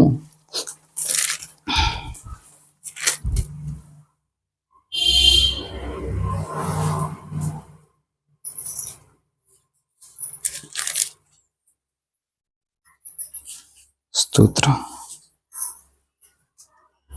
13వ అధ్యాయము 18వ వచనం చదువుదాం. అయితే దేవుడు ప్రజలను చుట్టూ దారియగు ఎర్ర సముద్రపు అరణ్య మార్గమును నడిపి 18 ఉంటామ్మా, 13, 18. అయితే దేవుడు ప్రజలను చుట్టూ దారియగు ఎర్ర సముద్రపు అరణ్య మార్గం నడిపించును. ఇశ్రాయేలు యుద్ధ సన్నద్ధులు ఐగుప్తుల నుండి వచ్చారు. ఒక మాట చెప్తున్నాను, ఐగుప్తుల నుండి ఎవరు వచ్చారంట? ఇశ్రాయేల్ యుద్ధ సన్నద్ధులు వచ్చారంట. ఐగుప్తులు ఎవరి మీద యుద్ధం చేశారు? ఇశ్రాయేలు ఉందా ఎక్కడన్నా? ఆలోచించండి క్రైస్తవులందరూ. ఇశ్రాయేలీలు ఐగుప్తులో ఈ ఐగుప్తీయులతోటి ఫరో తోటి ఏమైనా యుద్ధం చేశారా? ఎక్కడ ఉందో ఒక లేఖనం. మరి ఇది యుద్ధ సన్నద్ధులకు వచ్చారట. ఎవరి మీద చేశారు వీళ్ళు యుద్ధాలు? ఐగుప్తు యొక్క ఫరో వీళ్ళ మీద కఠినమైనటువంటి దాస్యం పెట్టి భయంకరమైన బానిసలుగా చేసుకున్నాడు. ఒక్కడు కూడా నోరు మెదపకుండా కిక్కని పేర్ల పడుండి అలా బానిస బ్రతుకు బతికేశారు. వారిని విడిపించడానికి దేవుడు మోషే ప్రవక్తను పంపిస్తే వీరు యుద్ధం ఇప్పుడు ఎవరి మీద ప్రకటించారు? వీళ్ళు మోషే మీద ప్రకటించారు వీళ్ళు. మరి యుద్ధ సన్నద్ధులే బయటకు వచ్చారంట. నేను ఈ మాట పెట్టుకుంటే, దేవా ఏంటి నువ్వే మాట్లాడిందేవా? నువ్వు మాట్లాడితే ఇంకెవరు మాట్లాడడానికి ఉండదు ఇంకా. ఎందుకంటే నీదే అల్టిమేట్ జడ్జిమెంట్ కదా, ఫైనల్ నీదే. కానీ ఎలా తండ్రి ఇది? నాకు చాలా ఎన్నో విషయాలు అలా ఉన్నాయి మాట. అసలు చెప్పండి, మాట న్యాయంగా మనలో మన మాట మాట్లాడుకుందాం. ఏ యుద్ధం అన్న చేశారు ఐగుప్తులు? వీళ్ళు బానిసలుగా బ్రతికారు కదా, యుద్ధ సన్నద్ధులే బయటకు వచ్చారట. ఎక్కడ చేశారు యుద్ధం? మరి ఎట్లా ఈ మాట తీసుకోవాలి మనం? ఇలా బైబిల్లో ఎన్నో విషయాలు బోధకులు వదిలేసుకుని పట్టింపు లేకుండా సమాజానికి సంఘాలకి నేర్పించకుండా వదిలేశారన్నమాట. అయితే ఈ యుద్ధ సన్నద్ధులుగా సిద్ధపడినటువంటి వారు ఎవరు అని అంటే ఒక మాట, మోషేకి దేవుడు చెప్పినటువంటి మాటను మోషే ఇశ్రాయేలు ప్రజలకు చెప్పినప్పుడు, మనల్ని ఈ స్థితి నుండి దేవుడు విడిపించగలిగిన సమర్థుడు, అది మనకిస్తాడు. కాబట్టి ఈ నాయకుని మనం వెంబడించాలని మోషేని ఫాలో అయినటువంటి వారు మాత్రమే యుద్ధ సన్నద్ధులు. ఎందుకంటే కోరాహు సంతతి వెంబడించిందా మోషేను? మాటికి తిరుగుబాటు చేశారు. వాళ్ళు యుద్ధ సన్నద్ధులా? వారు యుద్ధ సన్నద్ధులు కాదు వాళ్ళు. అంటే మోషేతో పాటు అడుగులు వేయడానికి వారు పూనుకుని ఉన్నారు, ప్రయాణం చేశారు. అంటే వాళ్ళు ఏం చేశారంటే చావురేవో తేల్చుకోవడానికి చేశారు. వాళ్ళందరూ కూడా యుద్ధ సన్నద్ధులంట. ఇప్పుడు ఒక వ్యక్తి యుద్ధానికి వెళ్తున్నాడంటే ఆ సైనికుడు కత్తి గుచ్చుకుంటుందని భయపడేవాడు యుద్ధ సైనికుడిగా పనికొస్తాడండి? పనికిరాడు. కత్తి అన్న తర్వాత గుచ్చుకుంటుందని చిన్నపిల్లవాడికి కూడా తెలుసు. ఇప్పుడు పొడిస్తే రక్తం వస్తుందా అని అడుగుతున్నాడంటే ఆడు యుద్ధానికి పనికిరాడు అని అర్థం అన్నమాట. కాబట్టి కొంతమంది యుద్ధ సన్నద్ధులే బయలుదేరారు. ఓకే, అలా బయలుదేరిన తర్వాత ఇశ్రాయేలీలు ఈ ఎర్ర సముద్ర మార్గమున బాప్టిజముగా దేవుడు వాళ్ళని లెక్క చేసి అక్కడి నుంచి రామసేతు నుండి ఆ ఫీతోత్ అనేటువంటి పట్టణం వరకు మెల్లగా ఇశ్రాయేల్ అందరినీ నడిపించారు. ఇప్పుడు ఇశ్రాయేల్ అందరూ ఏమైపోయారు? ఒక్కొక్కరునో అరణ్యంలో పిట్టలు రాలిపోయారు. ఇది ఎంత భయంకరమైనటువంటి మాట తెలుసా? ఆ బానిసులుగా అక్కడే ఉంచేస్తే వీళ్ళు హ్యాపీగానే ఏదో బ్రతుకుదురు. ఇప్పుడు బానిసత్వం నుండి విడుదలైతే వచ్చింది, కానీ ఇప్పుడు వీళ్ళకి ఏం కలిగింది? మరణమే కలిగింది. 100 రోజుల ఉపవాసం నేను ఉన్నప్పుడు ఐగుప్తు దాటినా తప్పని ప్రమాదం అని యూట్యూబ్లో ఒక మెసేజ్ ఉంది నాది. 100 రోజుల ఉపవాస ప్రార్థనలో ఒక మెసేజ్, ఐగుప్తు దాటినా తప్పని ప్రమాదం అని. ఈరోజు అదే చెప్తున్నాను. మనము దేవుణ్ణి ఎరగక మునుపు లేక అనేకమైనటువంటి శ్రమల చేత దుఃఖముల చేత ఇంకా మరణమే శరణం, ఇంకా వేరేది లేదనే స్థితిలో బంధింపబడుతూ ఉండగా దేవుడు మనల్ని విడిపిస్తే మళ్ళీ ఇప్పుడు ప్రజలు ఎక్కడికి వెళ్ళిపోయారు? రక్షణ పొందిన తర్వాత దుర్బోధుల్లోనికి వెళ్ళిపోయారు, దేవుని ప్రణాళికకు దూరంగా వెళ్ళిపోయారు, దేవుని ఆలోచనకి వెళ్ళిపోయారు. ఎవరు భక్తులో ఎవరు భ్రష్టులో తెలుసుకోకుండా వెళ్ళిపోయారు. సాతాన్యం ఎవరు మింగుదనా అని వెతుకుతూ తిరుగుతుంటే ఇప్పుడు క్రైస్తవులు నా మాట ఇన్ని వాళ్ళు ఎవరన్నా వాళ్ళని పోగు చేసుకుంటున్నారు. అదే పోగు చేసుకున్నారు. తిమోతి పత్రికలో పౌలే చెప్పాడు ఆ మాట, నేను కదండి. చూడండి, తిమోతికి రాసినటువంటి రెండవ పత్రిక 4:3. ఎందుకనగా జనులు హితబోధను సహింపక దురదృష్టములు కలవారి తమ స్వకీయ దురాశలకు అనుకూలమైన బోధకులను తమ కొరకు పోగు చేసుకుని సత్యమునకు చెవినీక కల్పనా కథల వైపునకు తిరుగు కాలమున. చాలండి, కల్పనా కథల వైపు తిరుగు కాలం వచ్చాను అంటే దురద చెవులు గలవారి స్వకీయ బోధకుల్ని ఏర్పాటు చేసుకున్నారట. ఒక ఆయన అన్నాడట, ఉపవాస ప్రార్థనకి మంచి పాస్టర్ అని పిల్లండి ఈ సంవత్సరం అని. ఆమె ఎలాంటి వాళ్ళు పిలుద్దామని సంఘులు అన్నారంట, మంచి జోకులేసుకొని పిలమన్నారంట. ఉపవాస ప్రార్థనకి ఎవడంట? మంచి జోకులేసి. నేను అన్నాను బ్రహ్మానందం కూడా పిలుచుకుని అన్నాను. లేదు, అంతకంటే జోకులు ఇంకెవరు వేస్తారండి? ఏంటి కదా. నాకు తెలిసి వాళ్ళైతే నాకు ఎంత ఎత్తైనా వస్తాను అని అనడే మరి బ్రహ్మానందం గారు. నాకు తెలిసి ఆయన వ్యక్తిగతంగా మంచి ఆయన, ఎందుకంటే ఆయన ఉపాధ్యాయుడు కాబట్టి ఆ జ్ఞానం అనేది వాళ్ళకు ఉంది. కాబట్టి ఉపవాస ప్రార్థనలు వీళ్ళకి మంచి జోకులు వేస్తుంటే బ్రహ్మానందాన్ని పిలుచుకొని చక్కగా మంచి జోకులు వేస్తాడు అన్నమాట. లేకపోతే జబర్దస్త్ సునీల్ పిలుచుకోండి, మ్యాజిక్లు కూడా చేసి చక్కగా వేస్తాడు. బుద్ధి జ్ఞానం అయినా ఉండి ఆడాలండి వీళ్ళకి. ఏమన్నా అంటే అన్నామని మాట, అంతే కదమ్మా. దురద చెవులు గరబడి స్వకీయ బోధకులు అంటే వీళ్ళు వాళ్ళ వైపు వాళ్ళు వీళ్ళ వైపే తప్ప కానీ మనం లేఖన వైపు ఉండాలి, మనం దేవుని పని వైపు ఉండాలి అనేది మర్చిపోయారు మాట. ఇప్పుడు మూలవాక్యం ఏం చెప్తుందంటే ఈ పట్టణాన్ని దేవుడు మనకు అప్పగిస్తాడంట. అంటే ఈ పట్టణాన్ని మనకు అప్పగిస్తున్నప్పుడు మనం ఏం చేయాలి? ఈ పట్టణంలో సాతానుడు సామ్రాజ్యం ఉన్నది, తిష్ట ఉంది, వాడి సింహాసనం ఉంది. అది కూల్చడం సాధ్యమేనా? అది కూల్చాలంటే మనం ఏం చేయాలి? ఇప్పుడు ఒకే మాట ఒకే బాట కలిసి చచ్చిపోవడానికి షడ్రక మేష అభిజ్ఞగోళ్ళగా అగ్నిగుండానికన్నా వెళ్ళిపోవాలి. ఎవరు అగ్ని కాలుతుందిరా, అంత వేడిగా ఉంది, దూకితే అయినా ఏం కాదంటే ఉంటుంది అక్కడ అగ్గిన తర్వాత ఏం కాదు మసైపడిన కొద్దిసేపట్లోను అయినా సరే వెళ్ళిపోయారు. కానీ ఇప్పుడు లేదు లేదు లేదు పరిస్థితి.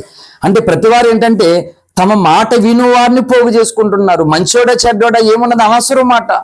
ఏంటి ఇప్పుడు నిజంగా చెప్తున్నాను, క్రైస్తవ సమాజము బేదలాజర్ లాంటి వ్యక్తుల్ని ఆహ్వానిస్తుంది, ఇన్వైట్ చేస్తుందా చెప్పండి? యథార్థంగా ఇన్వైట్ చేయదు, అసలు అవకాశం లేదు. అంటే వాళ్ళలో ఉన్న అభిషేకం కానీ వాళ్ళ భారం కానీ వాళ్ళ విశ్వాసం కానీ ఈనాడు అవసరం లేదు. ఈనాడు చెప్తున్నాను, దేవుని పనికి ఇందాక సృష్టిగా చెప్పినట్లుగా ధనము బలము అవసరము లేదు అసలు అని. కానీ దేవుని పనికి ఖచ్చితంగా మన అందరికీ ఉండవలసినటువంటి ఒక క్వాలిటీస్ ఏంటంటే చూడండి, నిర్గమకాండంలోనికి మనం వచ్చినట్లయితే నిర్గమకాండం 18వ అధ్యాయము 21వ వచనం. మరియు నీవు ప్రజలందరిలో సామర్థ్యము దైవశక్తి సత్యశక్తి కలిగి, సామర్థ్యము దైవభక్తి సత్యాశక్తి కలిగి లంచగొండలు కాని మనుషులను ఏర్పరచుకొని 1000 మందికి ఒకరిగాను, 100 మందికి ఒకరిగాను, 50 మందికి ఒకరిగాను, 10 మందికి ఒకరిగాను వారి మీద న్యాయాధిపతి నియమింపవాలి. చాలండి. ఇత్రో అనేటువంటి మోషే యొక్క మామగారు ఇత్రో అనేటువంటి వ్యక్తి మోషేకి ఒక మంచి ఆలోచన చెప్తూ ఉన్నాడు అన్నమాట. దేవుని పని ఉండడానికి ఒడ్డు పొడుగు అందమాస్తులు ఏంటి క్వాలిటీస్ డిగ్రీలు అన్ని చెత్తతో సమానం అన్నమాట. అంటే మొట్టమొదటిగా నీకు ఒక భారం ఉండాలి, దేవుని కార్యము కొరకు దేవుని కొరకు నిలబడడానికి నీకు ఆ దైవభక్తి సత్యాశక్తి ఉండాలి. ఇప్పుడు దేవుణ్ణి అడ్డం పెట్టుకుంటూ డబ్బులు సంపాదించుకోవడం వ్యాపారం అయిపోయింది. అందుకని క్రైస్తవులందరినీ కూడా పాస్టర్లందరినీ కూడా సమాజం ఏం చేస్తున్నారు, ఇంకా తిట్టడాలే మొదలు పెడుతున్నారు. ఈ పాస్టర్లు డబ్బులు డబ్బులు డబ్బులు డబ్బులు అంటారని ఇంకా అయ్యే మాటలు మాట్లాడుతున్నారు. శాలరీలకు పని చేస్తున్నారు. నన్ను చాలా మంది వచ్చేయమన్నారు, ఒక బైక్ ఇస్తాం, రూమ్ ఇస్తాం, అకామిడేషన్ ఇస్తాం, ఎవ్రీ మంత్ కొంత అమౌంట్ మీ అకౌంట్లో వేసేస్తాం వచ్చేయండి అని చెప్పేసి ఇంకా సత్యాన్ని అమ్మేసుకుని దుర్బోధులకు వెళ్ళిపోవాలి మాట. అలాగే బ్రతుకుతున్నారు చక్కగానండి. వాళ్ళకి ఏంటంటే శ్రమ పడొద్దు, కొన్ని ఆత్మలు సంపాదించక్కర్లేదు, చక్కగా మనకు నిలబడితే మనకు వచ్చేస్తాయి అన్నమాట. ఇదే పరిస్థితి ఉంది ఇప్పుడు. ఈ సేవ ఎక్కువ ఉంది.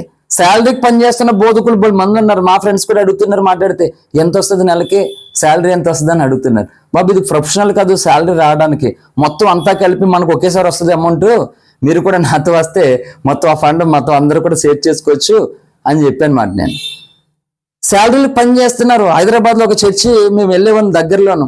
అక్కడ వారానికి ఒక పాస్టర్ గారు వస్తారు. ఒక మాట చెప్తాను, వారానికి ఒక పాస్టర్ గారు వచ్చేవాడికి అక్కడ ఉన్నటువంటి స్థితిగతులు, వాతావరణాలు, వాళ్ళ ఆత్మీయ జీవితాలు అర్థమవుతాయండి. డైలీ ఉన్న పాస్టర్ గారు నచ్చట్లేదు ఈరోజు సంఘాలకి మాట. నిజమే అండి. వారానికి ఒక పాస్టర్ గారు వస్తే, ఎందుకంటే కొత్త పాస్టర్ గారు ఈ పైనుంచి కింద వరకు చదివించేస్తారు వాడి లిస్టు.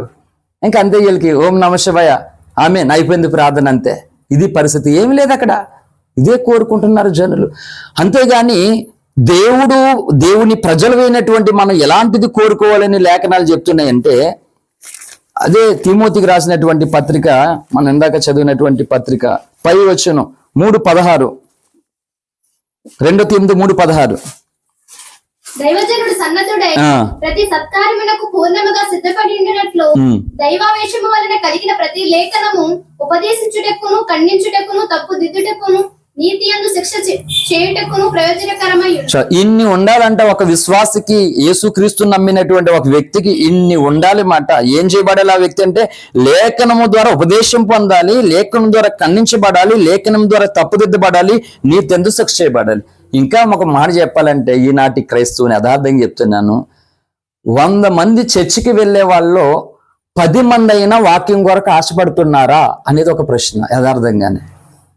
అంటే పాటల కొరకు ఆసక్తి ఉంది, పాటల కొరకు ఉన్న ఆసక్తి ప్రార్థన వరకు వచ్చేసరికి కొంతమంది ఎగిరిపోతారు కదా. ప్రార్థన కొరకు ఉన్న ఆసక్తి ఉపవాస ప్రార్థన దగ్గరకు వచ్చేసరికి మరికొన్ని టికెట్లు ఎగిరిపోతాయి. అంటే ఏదో ఒకదాని కొరకే ఆసక్తి, మరి మిగిలినవి దేవుని కార్యము కాదా? అసలు ఆరాధన అంటే మొత్తం పాటలు, సాక్ష్యము, కానుకలు, వాక్యము అన్ని కలిపితేనే ఆరాధన. ఒకటే ఆరాధన కాదు. అంటే ఒక పాట పాడడమే ఆరాధన అనుకుంటున్నారు జనాలు. అసలు ఆరాధన అంటేనే మొత్తం ఇవన్నీ కూడా కానుకల ద్వారా దేవుని ఆరాధించడం, సాక్ష్యము ద్వారా దేవుని ఆరాధించడం, ఘనపరచడం అన్నమాట, వాక్యము ద్వారా, ప్రార్థన ద్వారా, కృతజ్ఞత అన్నిటి ద్వారా, ఇదంతా వర్షిప్ అన్నమాట. కేవలం ఈ వర్షిప్ అనే పదాన్ని, ఆరాధన అనే పదాన్ని ఎక్కడికి తీసుకున్నారండి వీళ్ళు? ఇప్పుడు ప్రియరా అందరూ పైకి లేచి కొద్ది నిమిషాలు మన ప్రభుని, ఆకాశమందున్న దేవుణ్ణి మనం హృదయపూర్వకంగా ఆరాధిద్దాం. అంటే పాటతో మాత్రమే ఆరాధన, మోకాళ్ళ ఆరాధన లేదు, కానుకల ఆరాధన లేదు, దేవుని కొరకు శ్రమపడే ఆరాధన లేదు. ఇది పరిస్థితి. అంటే ఆసక్తి దగ్గరకు వచ్చేసరికి ప్రతి ఒక్కరికి ఒక్కొక్క విషయం మాట అక్కడ ఉంటున్నారు, కానీ వాక్యం దగ్గరకు వచ్చేసరికి మిగిలిపోతున్నారు. అందుకే పౌలు, ఇందాక సిస్టర్ గారు చెప్పినట్లుగా, ఏంటి పౌలుకి ఎందుకు ఇంత బాధ? వజ్రాల వ్యాపారి కుమారుడు పౌలు డేరాలు కుట్టుకున్నటువంటి దైన్య స్థితిలోనికి ఎందుకు దిగజారిపోలైనా?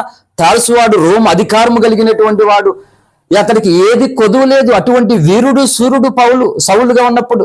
కానీ అటువంటి వ్యక్తి రోజు రాళ్ళు దెబ్బలు కొడుతున్నారు. ఒకటి తక్కువ 39 దెబ్బలు 5 మార్లు కొట్టారు. ముమ్మారు వాడ పగిలి అయినా దిగంబరిగా ఉన్నాడు. చలితో, ఆకలి దెబ్బతో, జాగర్లతో 2 కొరింథీ 11 ఆయన మొత్తం సాక్ష్యం అని చెప్పాడు. ఎందుకు ఈ పరిస్థితి ఎందుకు వచ్చింది ఆయనకి? ఏ జ్ఞానం లేదా పౌలుకి?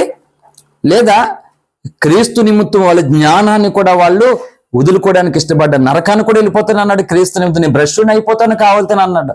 మీరు బాగుండడం కొరకు నేను ఏమైనా అయిపోతాను అన్నాడు పౌలు.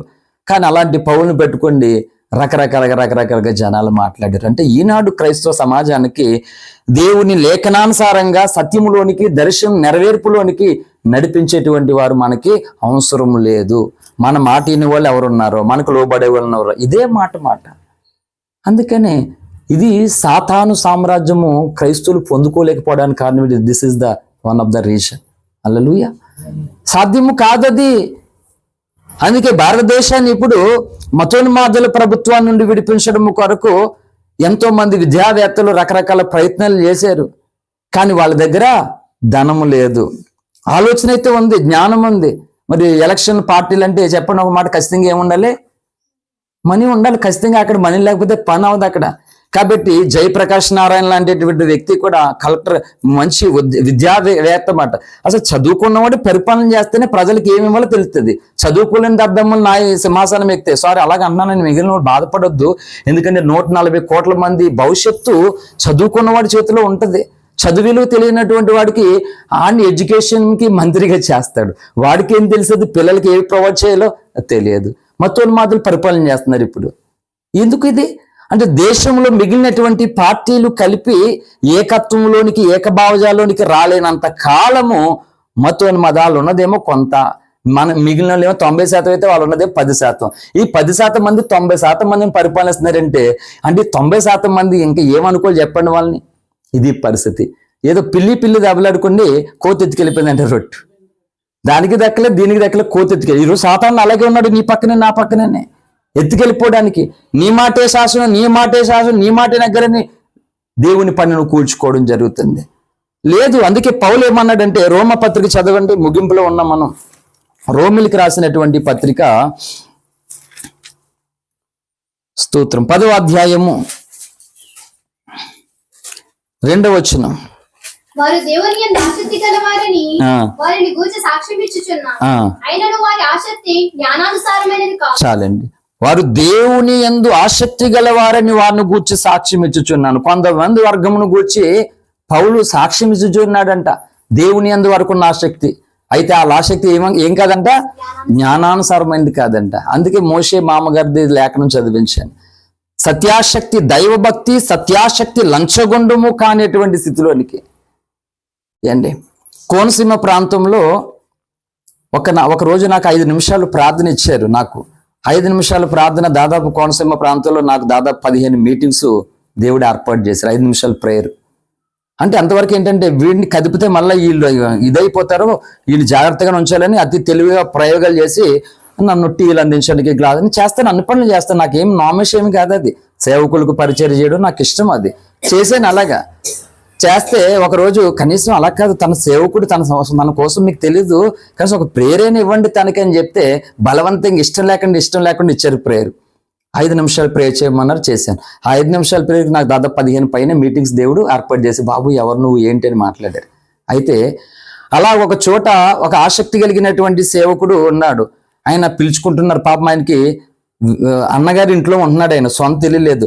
మందిరం అయితే ఏదో ఎవరి సహాయంతో చిన్న పునాది వేసేసాడు, ఏమీ లేదు, ఇంకా గోడలు లేవు, ఏమీ లేదు, పునాది ఉంది. అన్నగారి ఇంట్లో ఉంటున్నాడు. చాలా ఇబ్బందికరమైన పరిస్థితి, భారం ఉంది, ఆయనకి సేవ చేస్తున్నాడు. ఇంకో చోట పాకలో చేస్తున్నాడు, అలా 2-3 చోట్ల చేస్తున్నాడు. నాకు పరిచయం అయ్యారు. అలా ఒక చోట వాక్యం చెప్పినప్పుడు పిలిచాడు, ఇలా వస్తారా మీరు, ఎంత తీసుకుంటారు ఏంటంటే, అన్న అలాంటిది ఏమీ లేదు, నువ్వు ఎప్పుడైనా పెట్టుకో, వాక్యం చెప్పేసి వెళ్తాను. నాకు మహా అయితే వీలైతే వేడి నీళ్ళు చాలు, ఇంకా ఏమొద్దు. లోపల నా హృదయంలో దేవుడు పెట్టినటువంటిది కోరిక ఏంటో నేను వచ్చి నెరవేరుస్తాను అక్కడ చూసుకుని. అలాగ దాదాపుగా నేను 2 సంవత్సరాలు ఒక్క రూపాయి కూడా తీసుకోకుండా ఏదైనా నాకు ఇస్తే తిరిగి ఈ మందిరం కొరకు పని సిమెంట్ బస్తాలకు దీనికి వస్తాయేమో తీసుకొని చేసుకుని అని అలాగే చేస్తే ఆ మధ్యకాలంలో ఆయన అంటాడు, అవును రంజిత్ తోఫ్రీ గారు మంచోడు కాదంట. మరి ఎవరు నేర్పించాడ్రా నాకు, నీ దగ్గరకు వచ్చి వాక్యం చెప్పి ప్రీగా వెళ్ళిపోయినాడు ఎవడో చూపించు.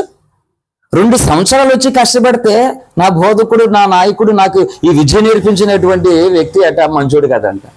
మరి వీళ్ళని ఏమన్నా యథార్థంగా చెప్పండి ఒక మాట.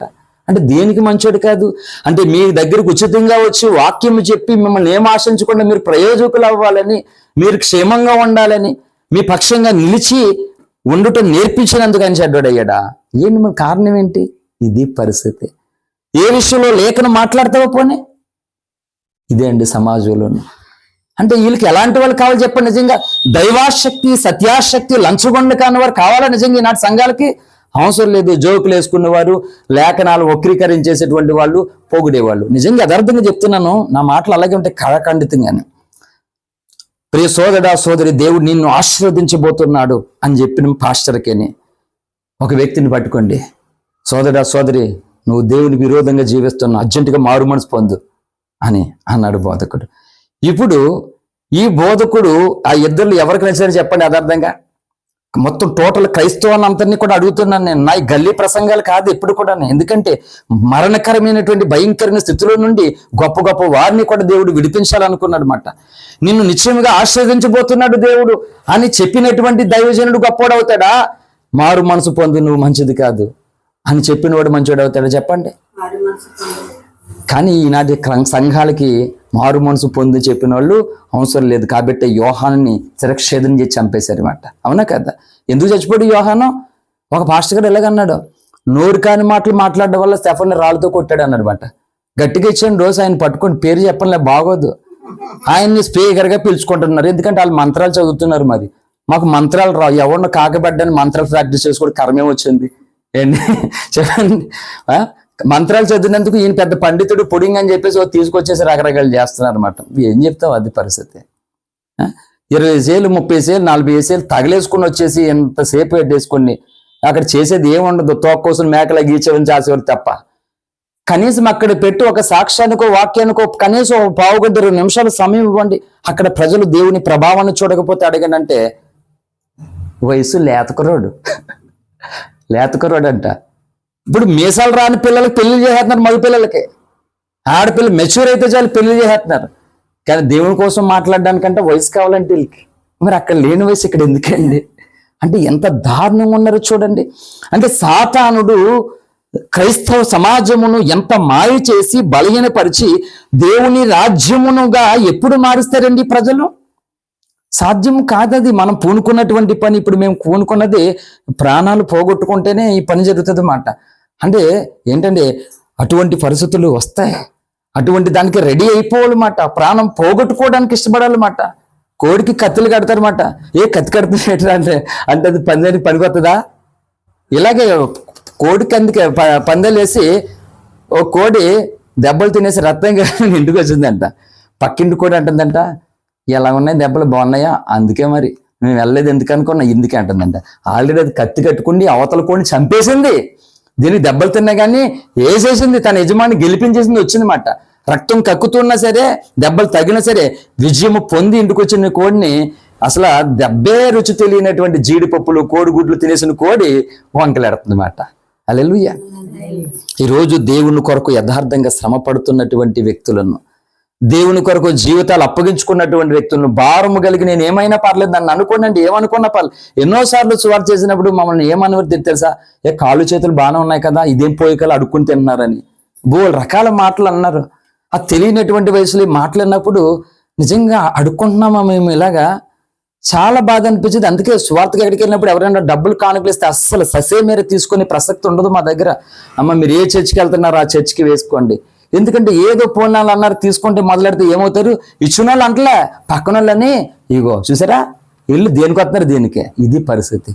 అందుకే తీసుకో, మా గురుగారు అలా ఆయనే వెళ్ళిన మీటింగుల్లో కానుకలు లేకుండా బోల్డ్ మంది పంపించేస్తారు. ఆయన మళ్ళీ మీటింగులు డేట్లు ఇస్తాడు ఆయనకి. ఇలాగ ఎవరు ఈ రోజు ఇచ్చేది, ఎవరిచ్చేది? లేడీస్ సేవకురాలను అడుగుతుంటే 40,000 అడుగుతున్నారట వాకింగ్ చెప్పడానికి. కారుకి మళ్ళీ డ్రైవర్ అక్కడో, పిఏ అక్కడో, ఆడికి బేటాలు ఈడికి బేటాలు, ఇన్ని రకాలమైనటువంటి దీనికి లగ్జరీ రూమ్. రంజిత్ ఫ్రిగర్ లాంటి వాళ్ళకి ఇలాంటి రూమ్ ఇస్తే ఆ రూమ్లో ఉండిపోతాడు ఆయన,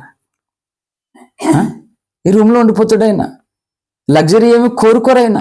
అంటే భారము కలిగినటువంటి వ్యక్తులు ఎందులైనా ఒదిగిపోతారు. భారం లేని వాళ్ళే ఇదా నేను ఉండను ఇక్కడ అని అయిపోతారు. ఇది చూడాలి, భారము చూడాలి ప్రతి వ్యక్తుల్లోనూ. పౌలు అదే అన్నాడు, తన జీవితంలో ఎన్నో కష్టాలు పడినా 1 కొరింథీ 11:26 నుంచి చెప్పుకుంటూ వచ్చాడనమాట 30 వచనాల వరకు.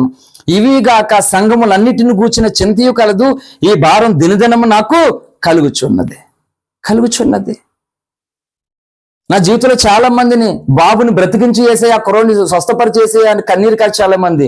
దేవుడు ఏడిపిస్తే దేవుడు అందరి ఏడుపుని చూసి కన్నీరు చుడిసి స్వస్థపరిస్తే మళ్ళీ చాలా మంది ఏడవడం మొదలు పెట్టారు.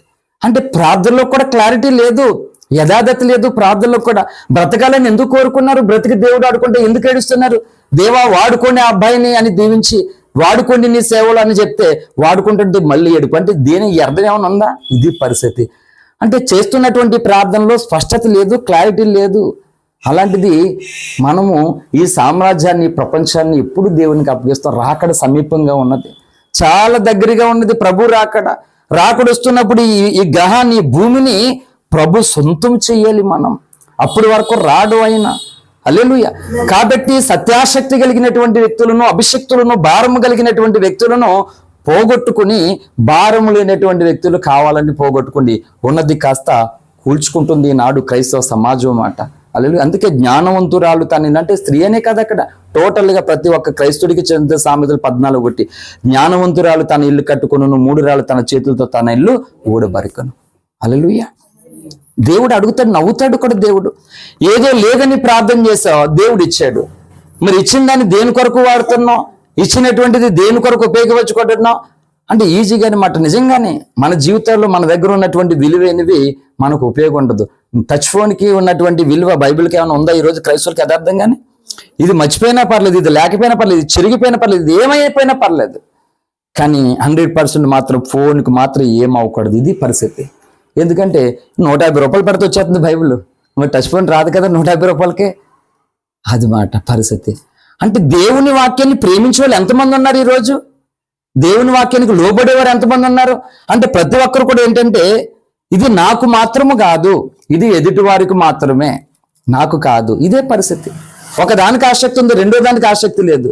దీనికి ఉంటే అది ఉండదు, దానికి ఉంటుంది. ఇది కాదు దేవుడు కోరుకున్న ఆసక్తి. అందుకే వారి ఆసక్తి జ్ఞానానుసారమైనది కాదు అంట. సాతాను కంటే జ్ఞానవంతులు ఎవరూ లేరండి. అందుకే దానియేలు కంటే జ్ఞానవంతుడు అని చెప్పాడు దేవుడు సాతానుని. అందరూ సొలొమోన్ అనుకున్నారు. సొలొమోన్ జ్ఞానం పోగొట్టుకున్న తర్వాత ఆ స్థానాన్ని రీప్లేస్ చేసింది దానియేలు. అందుకే సాతాను జ్ఞానాన్ని దేనితో పోల్చాడు దేవుడు అంటే దానియేలుతో పోల్చాడు. దానియేలు కంటే నువ్వు జ్ఞానవంతుడు అని చెప్పేసి. అటువంటి జ్ఞానవంతుడు కేవలం తన స్వబుద్ధిని ఆధారం చేసుకున్నాడు సాతానుడు. అంత తప్ప ఇంకా ఘోరమైన పాపం ఏమీ చేయలేదు. ప్రతి ఒక్కరిని ఈ రోజు అదే చేస్తుంది, స్వబుద్ధి అదే చేస్తుంది. ఇగో గండ్రగొడ్డలో రంజిత్ ఫ్రిగర్ రాసినట్లు కానీ అహం అనేటువంటి దాన్ని సిలివేయలేదు.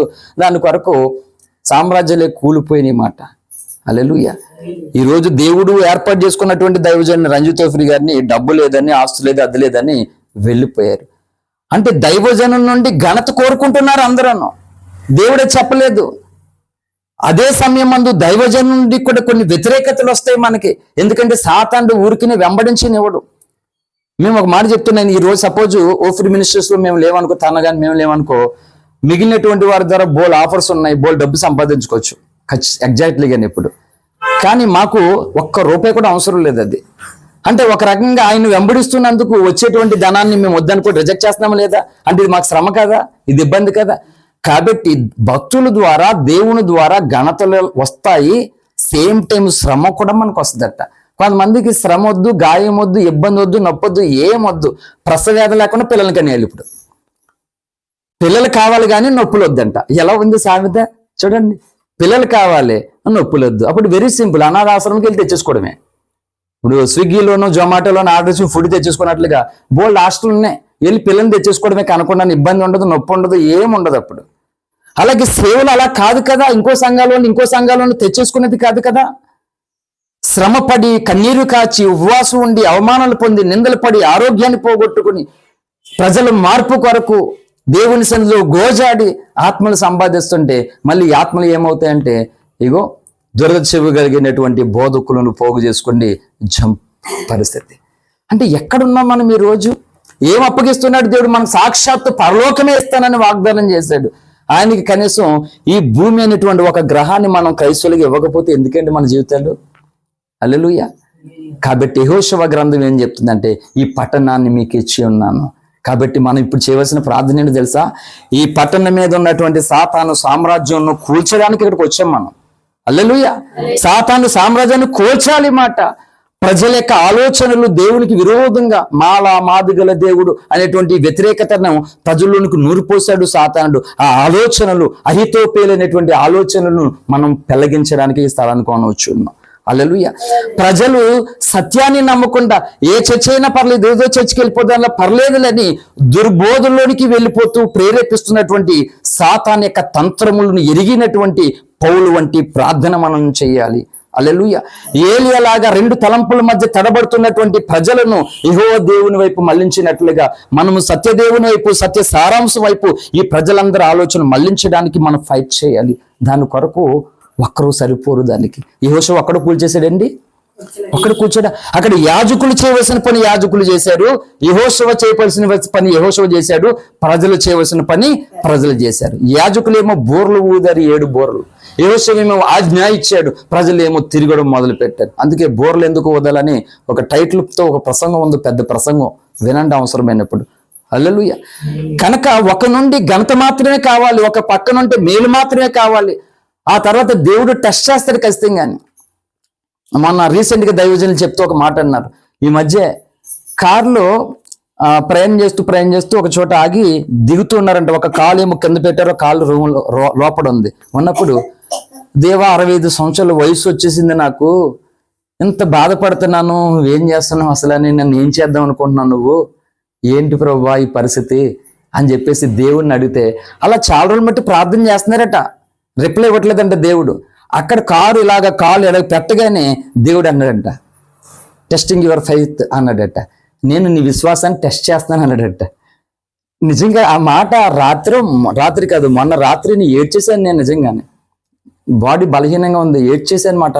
నేను చెప్తున్నాను 65 ఏండ్లుగా నేను చెప్తున్నాను, దేవుని కొరకు కుటుంబంను పోగొట్టుకుని, అయిన వాళ్ళని పోగొట్టుకుని, ఆస్తుపాస్తులు పోగొట్టుకుని, ఆయన ఏంటంటే రాజులాగా 17 ఏళ్ల వయసులోని సెంట్రల్ గవర్నమెంట్ జాబ్ ఈసీఎల్లో వచ్చింది, హైదరాబాద్లో సెంట్రల్ గవర్నమెంట్ జాబ్. హ్యాపీగా రారాజుగా బ్రతికేవాడు, ఇప్పుడు ఆ ఫంక్షన్ మీద హ్యాపీగా కూర్చొని బ్రతికేవచ్చు. ఏంటి 200 ఎకరాల పొలము, తాతలాస్తి, అద్దంకి అనేటువంటి గ్రామంలో ప్రకాశం జిల్లాలో ఆ కౌలు రైతులకి వదిలేసుకున్నాడు ఆయన. అంత ఆస్తిని, పొలాన్ని వదిలేసుకున్నాడు అన్నమాట. తాతల నాటి నుండి వచ్చేటువంటి ఆ ఆస్తిని తెలియదు రంజిత్ తోఫిర్ గారి కోసం జనాలకి. ఈరోజు నిజం చెప్తున్నాను, ఇప్పుడు మేము ఎదురవుతున్న ఈ కఠినమైనటువంటి సవాళ్ళలో ఇటువంటి శ్రేష్ఠ దైవజనులు దొరకకపోతే, ఒకటి దుర్బోధుల్లో జీవితం, చేతకానటువంటి జీవితం, లేదంటే భూమి మీద ఖతం అంతే. ఇంకా ఈ సత్యదేవుని కొరకు మనం నిలబడాలి, చివరి శ్వాస వదిలే వరకు ఆయన కొరకు ఏదో ఒకటి చేయాలన్న మంట వచ్చిందంటే, ఇగో ఎన్ని నష్టాలు కష్టాలు పడినటువంటి దైవజనుడి ద్వారా. అటువంటి దైవజనుడి కొరకు శ్రమ పడడం కాదు, ఆయన కొరకు చచ్చిపోయే అవకాశం వస్తే అది గొప్ప అద్భుతమైనటువంటి అవకాశంగా ఫీల్ అవ్వాలన్నమాట. హల్లెలూయా. అందుకే దైవజనుడు పౌలు చెప్పాడు చూడండి, అపోస్తులైనటువంటి పౌలు ఫిలిప్పీలకు రాసినటువంటి పత్రికలో 2వ అధ్యాయము మొదటి అధ్యాయము 30 వచనం చదువుదాం. ముగించేస్తున్న చివరిలో ఉన్న మనము. క్రీస్తునందు విశ్వాసం ఉంచుట మాత్రమే కాక ఆయన పక్షంగా శ్రమపడుటయు ఆయన పక్షమును మీకు అనుగ్రహింప. చాలండి. క్రీస్తునందంటే విశ్వాసం ఉండడం మాత్రమే కాక, యేసయ్యందు విశ్వాసం ఉంచుతున్నానంటే ఈజీగా చెప్పేస్తావరన్నా, కానీ ఆయన పక్షంగా అంట శ్రమ పడుట ఆయన పక్షంగా మీకు అనుగ్రహింపబడును. ఎంతమంది వస్తారండి? పౌలు పక్షంగా ఉంటే శ్రమ పడడానికి ఎంతమంది వస్తారు ఈరోజు? పౌలు ఫలానా ఆయన పక్కన ఉంటే చాలండి. ఏంటి, దైవజనుడు పక్కనకి వెళ్ళి ఫోటోలు దిగడం చాలా ఈజీయే, కానీ దైవజనుడు మోస్తున్నటువంటి ఆ బరువును మోయడం ఈజీనా చెప్పండి? అంటే అది మాత్రమే కావాలి, కానీ ఆ భారాన్ని ఒప్పుకోరు. ఇది ఈనాటి క్రైస్తవ సమాజం యొక్క పరిస్థితి. అంతేకాదు, అదే పౌలు అన్నాడు తిమోతికి రాసినటువంటి 2వ పత్రిక 2వ అధ్యాయము, 2 తిమోతి పత్రిక 2వ అధ్యాయము 3వ వచనం.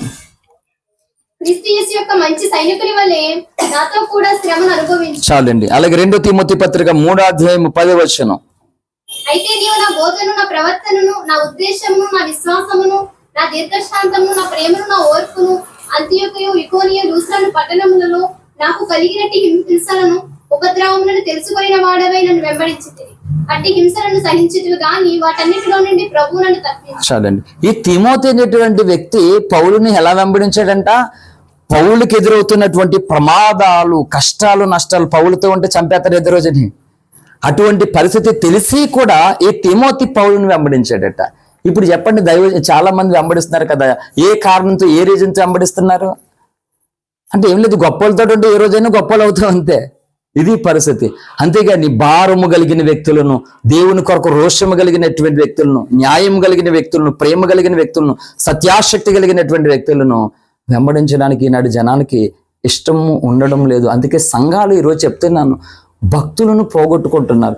అన్యజనులు ఏమో చచ్చిపోయిన వాళ్ళకి పిండాలు పెట్టి వీళ్ళకి వాళ్ళు చెల్లింది అని ధనం పెట్టుకుంటున్నారు. మరి క్రైస్తవులు ఏం చేస్తున్నారు? అన్యజనుల మీద ఎంతసేపు తిడుతున్నారు, కానీ క్రైస్తవులు వీళ్ళు ఏం చేస్తున్నారు? తక్కువ. బతికినంతసేపు భ్రష్టుడే మనుషులకి. చచ్చిపోయిన తర్వాత పాస్టర్ గారు నిజంగా బతుకున్నదే నాలోను, అబ్బాబ్బా ఏం ప్రార్థన చేసేవాడు, ప్రసంగం చేస్తుంటే గుండు అదిరిపోయేది మాట, అలా ప్రసంగాలు చేసేవాడు పాస్టర్ గారు. చచ్చిపోయాడు పాస్టర్ గారు. చచ్చిపోయినప్పుడేమో మంచి సాక్ష్యమును, బ్రతుకున్నప్పుడేమో చెడ్డ సాక్ష్యం. ఇది నాడు క్రైస్తవ సమాజము భక్తులకు ఇస్తున్నటువంటి బిరుదులు మాట. ఇంకెక్కడండి? ఎలా మారుతాం మనం చెప్పండి? ఏంటి, బీదవాడైనటువంటి పేతురు ధనవంతుడైనటువంటి కొన్నేళ్ళ ఇంటికి వెళ్తే నీకు దేవుడు ఏది చెప్పాడు అదంతా చెప్పుటకు మేము ఇక్కడ ఉన్నామని చెప్పాడు మాట. లేఖనం చూపించట్లే టైం అయిపోయింది. అపోస్తల కార్యములు 10వ అధ్యాయం. విన్నాడా ఏమన్నా? ఇప్పుడు వ్యక్తి ఏమైనా మాట్లాడితే ధనవంతుడు చెప్తే లోపడతావు నువ్వేమన్నా, కానీ అదే మాట బేదవాడు చెప్తే ఈయన దమ్మంతా ధైర్యంగా. క్రైస్తవులకి 190% మందికి లేదు లేదు లేదు. అదే మాట కదా. ఈ బేదవాడు చెప్తే ఎందుకు విను, ధనవంతుడు చెప్తే ఎందుకంటావు అంటే అక్కడ వేరియేషన్ ఖచ్చితంగా ఉంది. లేదనుకుంటే ఎట్లా? నపుంసకుడు ధనాగారం అంతటికి అధికారిగా ఉన్నటువంటి నపుంసకుడు అపోస్తల కార్యం 8వ అధ్యాయంలో పిలుపు వెళ్ళి మాట్లాడితే నువ్వు చదువుతున్నది గ్రహించన్నా, ఏరా నువ్వెంత, నీ బతుకెంత, నేను ధనం మీద అధికారిగా ఉన్నాను రా, నేను చదువుతున్నది గ్రహిస్తే నన్ను అడుగుతావా అన్నాడండి. అనలే, అయ్యా నేను చదువుతున్నది నాకు చెప్పకపోతే ఎలా తెలుస్తుంది అన్నాడు. కూర్చోబెట్టుకున్నాడు పిలుపును, అంతే ఎక్స్ప్లెయిన్ చేశాడు, విన్నాడు, రక్షణ కలిగింది. ఈ రోజు చెప్పేటువంటి మాట వినాలి, ఏం చెప్తున్నారో వినాలి, ఎందుకు చెప్తున్నారో వినాలి, అది మంచిదా చెడుగా వినాలి. కానీ ఏమీ లేదు, నువ్వు నచ్చలేదు, నువ్వేం చెప్పినా అనవసరం అన్నమాట. ఇది పరిస్థితి. అందుకే చెప్తున్నాను, ఎవరిని మృంగిదిన అని సంఘాలలోనూ దూతలని సాతాను ఏర్పాటు చేసుకుని వాళ్ళ ద్వారా క్షేమాన్ని నాశనం అయిపోయేలాగా చేస్తున్నాడు. వారు తెలియకుండా వాళ్ళు సాతాను చేతిలో కీలుబొమ్మలు అయిపోతున్నారు. కాబట్టి ఒక పట్టణాన్ని మనం స్వాధీనపరుచుకోవాలంటే ఏం చేయాలి చెప్పండి? ఈరోజు ఏం చేయాలి? జ్ఞానం సరిపోతుందా? ఆసక్తి సరిపోతుందా? అది జ్ఞానానుసారమైన ఆసక్తి అంట. వాళ్ళకి లేదంట. పౌలు దగ్గర ఉన్నటువంటి వారికి, రోమిలో ఉన్నటువంటి వారికి జ్ఞానానుసారమైనది కాదు. ఆసక్తి వేరు, జ్ఞానం వేరు. ఈ రెండు కలిపి జ్ఞానానుసారమైన ఆసక్తి అనేది ఒకటి ఉంది. అది కావాలన్నప్పుడు మనకు కొన్ని కార్యాలు జరుగుతాయి. లేకపోతే నువ్వెంత నువ్వెంత నువ్వెంత అంటే ఏమి లేదు. నువ్వెంత కదరా, నేనే అంత అంటాడు సాతానుడు వచ్చి. వాడు జరగవలసినటువంటి పుణ్యకార్యము జరిగించేస్తాడు. అందుకని సంఘాలు ఈరోజు ఒకరికొకరికి సంబంధం లేకుండా ఎవరికి వాళ్ళు యమునా తీరిగా బ్రతుకుతున్నారు. కాబట్టి మనము ఈ లోకాన్ని స్వతంత్రించుకోలేకపోతున్నాం. ఈరోజు నేను చెప్తున్నాను, అన్యజనులు మారాలా అంటే ఆ సంగతి పక్కన పెడితే నిజంగా చెప్తున్నాను దేవుని సాక్షిగా బైబిల్ ఎదుట, క్రైస్తవులు మారిన నాడు అన్యజనులు వారంతట వారే మారిపోతారు. హల్లెలూయా. క్రైస్తవులు మారలే, అప్పుడు పొడిపాపులు, ఇప్పుడు తడిపాపులు అంతే. ఏముంది, బైబిల్ లేకుండా లేఖనాన్ని పాటించే వాళ్ళు ఉన్నారు. ఇప్పుడు వాక్యం కావాలని ఉన్నారంటే ఎక్కడో రేరు. వాళ్ళని ఏమన్నా గుర్తిస్తుందంటే గుర్తించు. వాళ్ళు చచ్చిపోతేనే భక్తులు. వాళ్ళు బతుకున్నంతసేపు వాళ్ళు భక్తులు కాదు. వాళ్ళ కోసం మంచి సాక్షి ఎప్పుడు ఇస్తావు నువ్వు అంటే వాళ్ళు చచ్చిపోయిన తర్వాత స్మారకోవడంలో అప్పుడు పాత సినిమాలు సూర్యకాంత్ కూడా ఎందుకు పనికిరాదు కదా, పనికిరాదు. ఇంకా ఏడడానికి కొన్ని స్థలాల్లో ఏడడానికి మనుషులు తెచ్చుకుంటారట. విన్నారా? ఎవరో చెప్పారు ఈ మధ్య నాకు, ఏడవడానికి మనుషులు తెచ్చుకుంటారంటే కూలికి వచ్చి ఏడుస్తారట కొన్ని చోట్ల, తెలుసా? వాళ్ళు వచ్చి ఏడుస్తారు. ఎందుకంటే వీళ్ళు అఫీషియల్ కదా, మరి ఆ శవాన్ని ముట్టుకోరు కూడా. వాళ్ళు శవం ఇస్తారక జాగ్రత్త పెదవసలాగా చెప్పేస్తావు. హల్లెలూయా.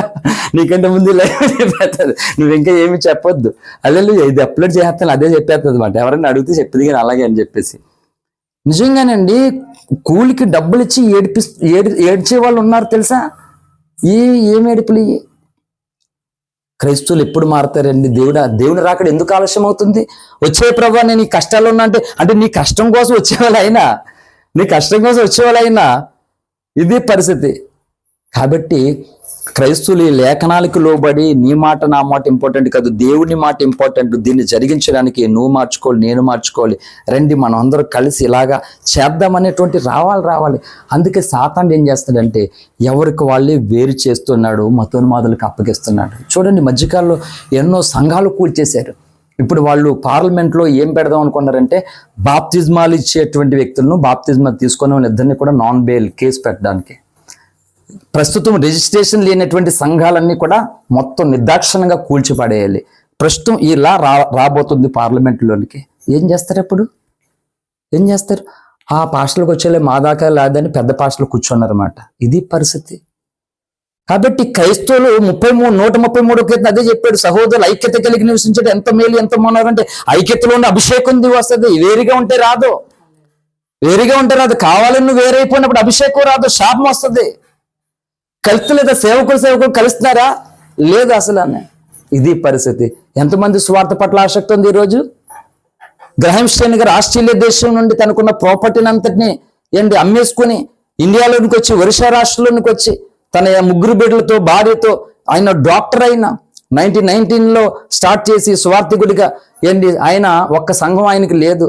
సంఘాలకి ఆత్మలను అప్పగించి ఈయన సొంత డబ్బులతో వైద్యం చేసి కుష్ఠరోగులు సేవ చేసి వాళ్ళకి అప్పచెప్పేవాడు. ఆయన ఏమన్నా ఆస్తి సంపాదించుకున్నాడు ఇండియాకి వచ్చి అంటే ఆయన పిల్లల్ని దాక్ష్యంగా కాల్చి బూడి చేసేసారు ఇక్కడ ఉన్నటువంటి ప్రజలు.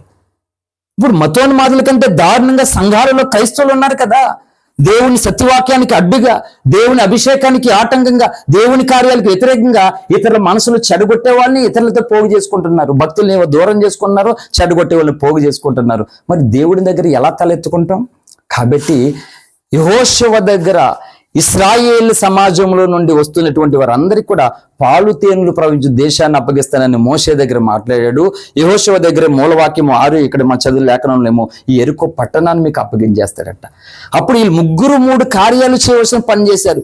కాబట్టి నీకు అప్పగించబడింది నీవు, నాకు అప్పగించబడింది నేను. ఎవరిది పరిధిలో వాళ్ళు దాని మీద దృష్టి పెట్టి ఆ పనికి పూనుకున్నాడు, ఖచ్చితంగా దేవుడు మనకు అప్పగిస్తాడు. హల్లెలూయా. అప్పుడే సాతాను భయపడతారు. అందుకే మనం ఎక్కడైతే ఒక దాని మీద మనసు కలిగి ఇద్దరు కలిపి ఏకీవించిన ఎడల అన్నాడు దేవుడు. ఏకీపించి ఏనైతే బంధిస్తామో అది కూడా అక్కడ బంధించేస్తాడంట దేవుడు. అంటే ఇప్పుడు ఇద్దరు ఏకీవించకుండా నువ్వు బంధిస్తున్నా ఏకీవం లేదు. ఎలా బంధించబడుతుంది? అది జరగవు అక్కడ కార్యాలు. ఇప్పుడు వరకు జరిగినాయి, నేను చెప్తున్నాను, రేర్ మాట ఇప్పుడు వరకు జరిగాయి. ఇంకా మన జీవితంలో ఎన్నో గొప్ప కార్యాలు మనం చూడబోతూ ఉన్నాం. హల్లెలూయా. ఉన్నాయి సేమ్ ఆ గొప్ప కార్యాలన్నీ కూడా. తల్లి బిడ్డను ఎత్తుకోవాలంటే పురుటి నొప్పులతోనే కదా, ప్రసవేదలతో కదా. అలా కొన్ని ప్రసవేదనలు మనం పడిన నాడు కొన్ని గొప్ప కార్యాలను మనం పొందుకుని ఉంటాం. కాబట్టి ఈ దినమందు, ఈ సమయమందు ఇక్కడ ఉన్నటువంటి ప్రజల విముక్తి కొరకు, ప్రజల సత్యము కొరకు, ప్రజల రక్షణ కొరకు, వారి ఉన్నటువంటి బంధకాంచి విడుదల కొరకు మనం ఇప్పుడు ఏక మనసు కలిగి దేవుని నామం పేరిట వాటి శక్తులను బంధించి ప్రజలకు విడుదల మనం ప్రకటించిన నాడు దేవుడు ఈ సామ్రాజ్యాన్ని, పట్టణాన్ని మనకు అప్పగిస్తాడు. అప్పుడు ఉన్నటువంటి ప్రజలు తండోపతండములుగా వాళ్ళే సత్యం దగ్గరికి ఎత్తుకుని సత్యదేవుడు నాకు కావాలని వాళ్ళే వస్తారు. అటువంటి కృప పరిశుద్ధాత్మ దేవుడు మనందరికిచ్చి నెరవేర్చి బహుగా వాడుకొనుగాక. ఆమేన్. Thank you. ప్రార్థన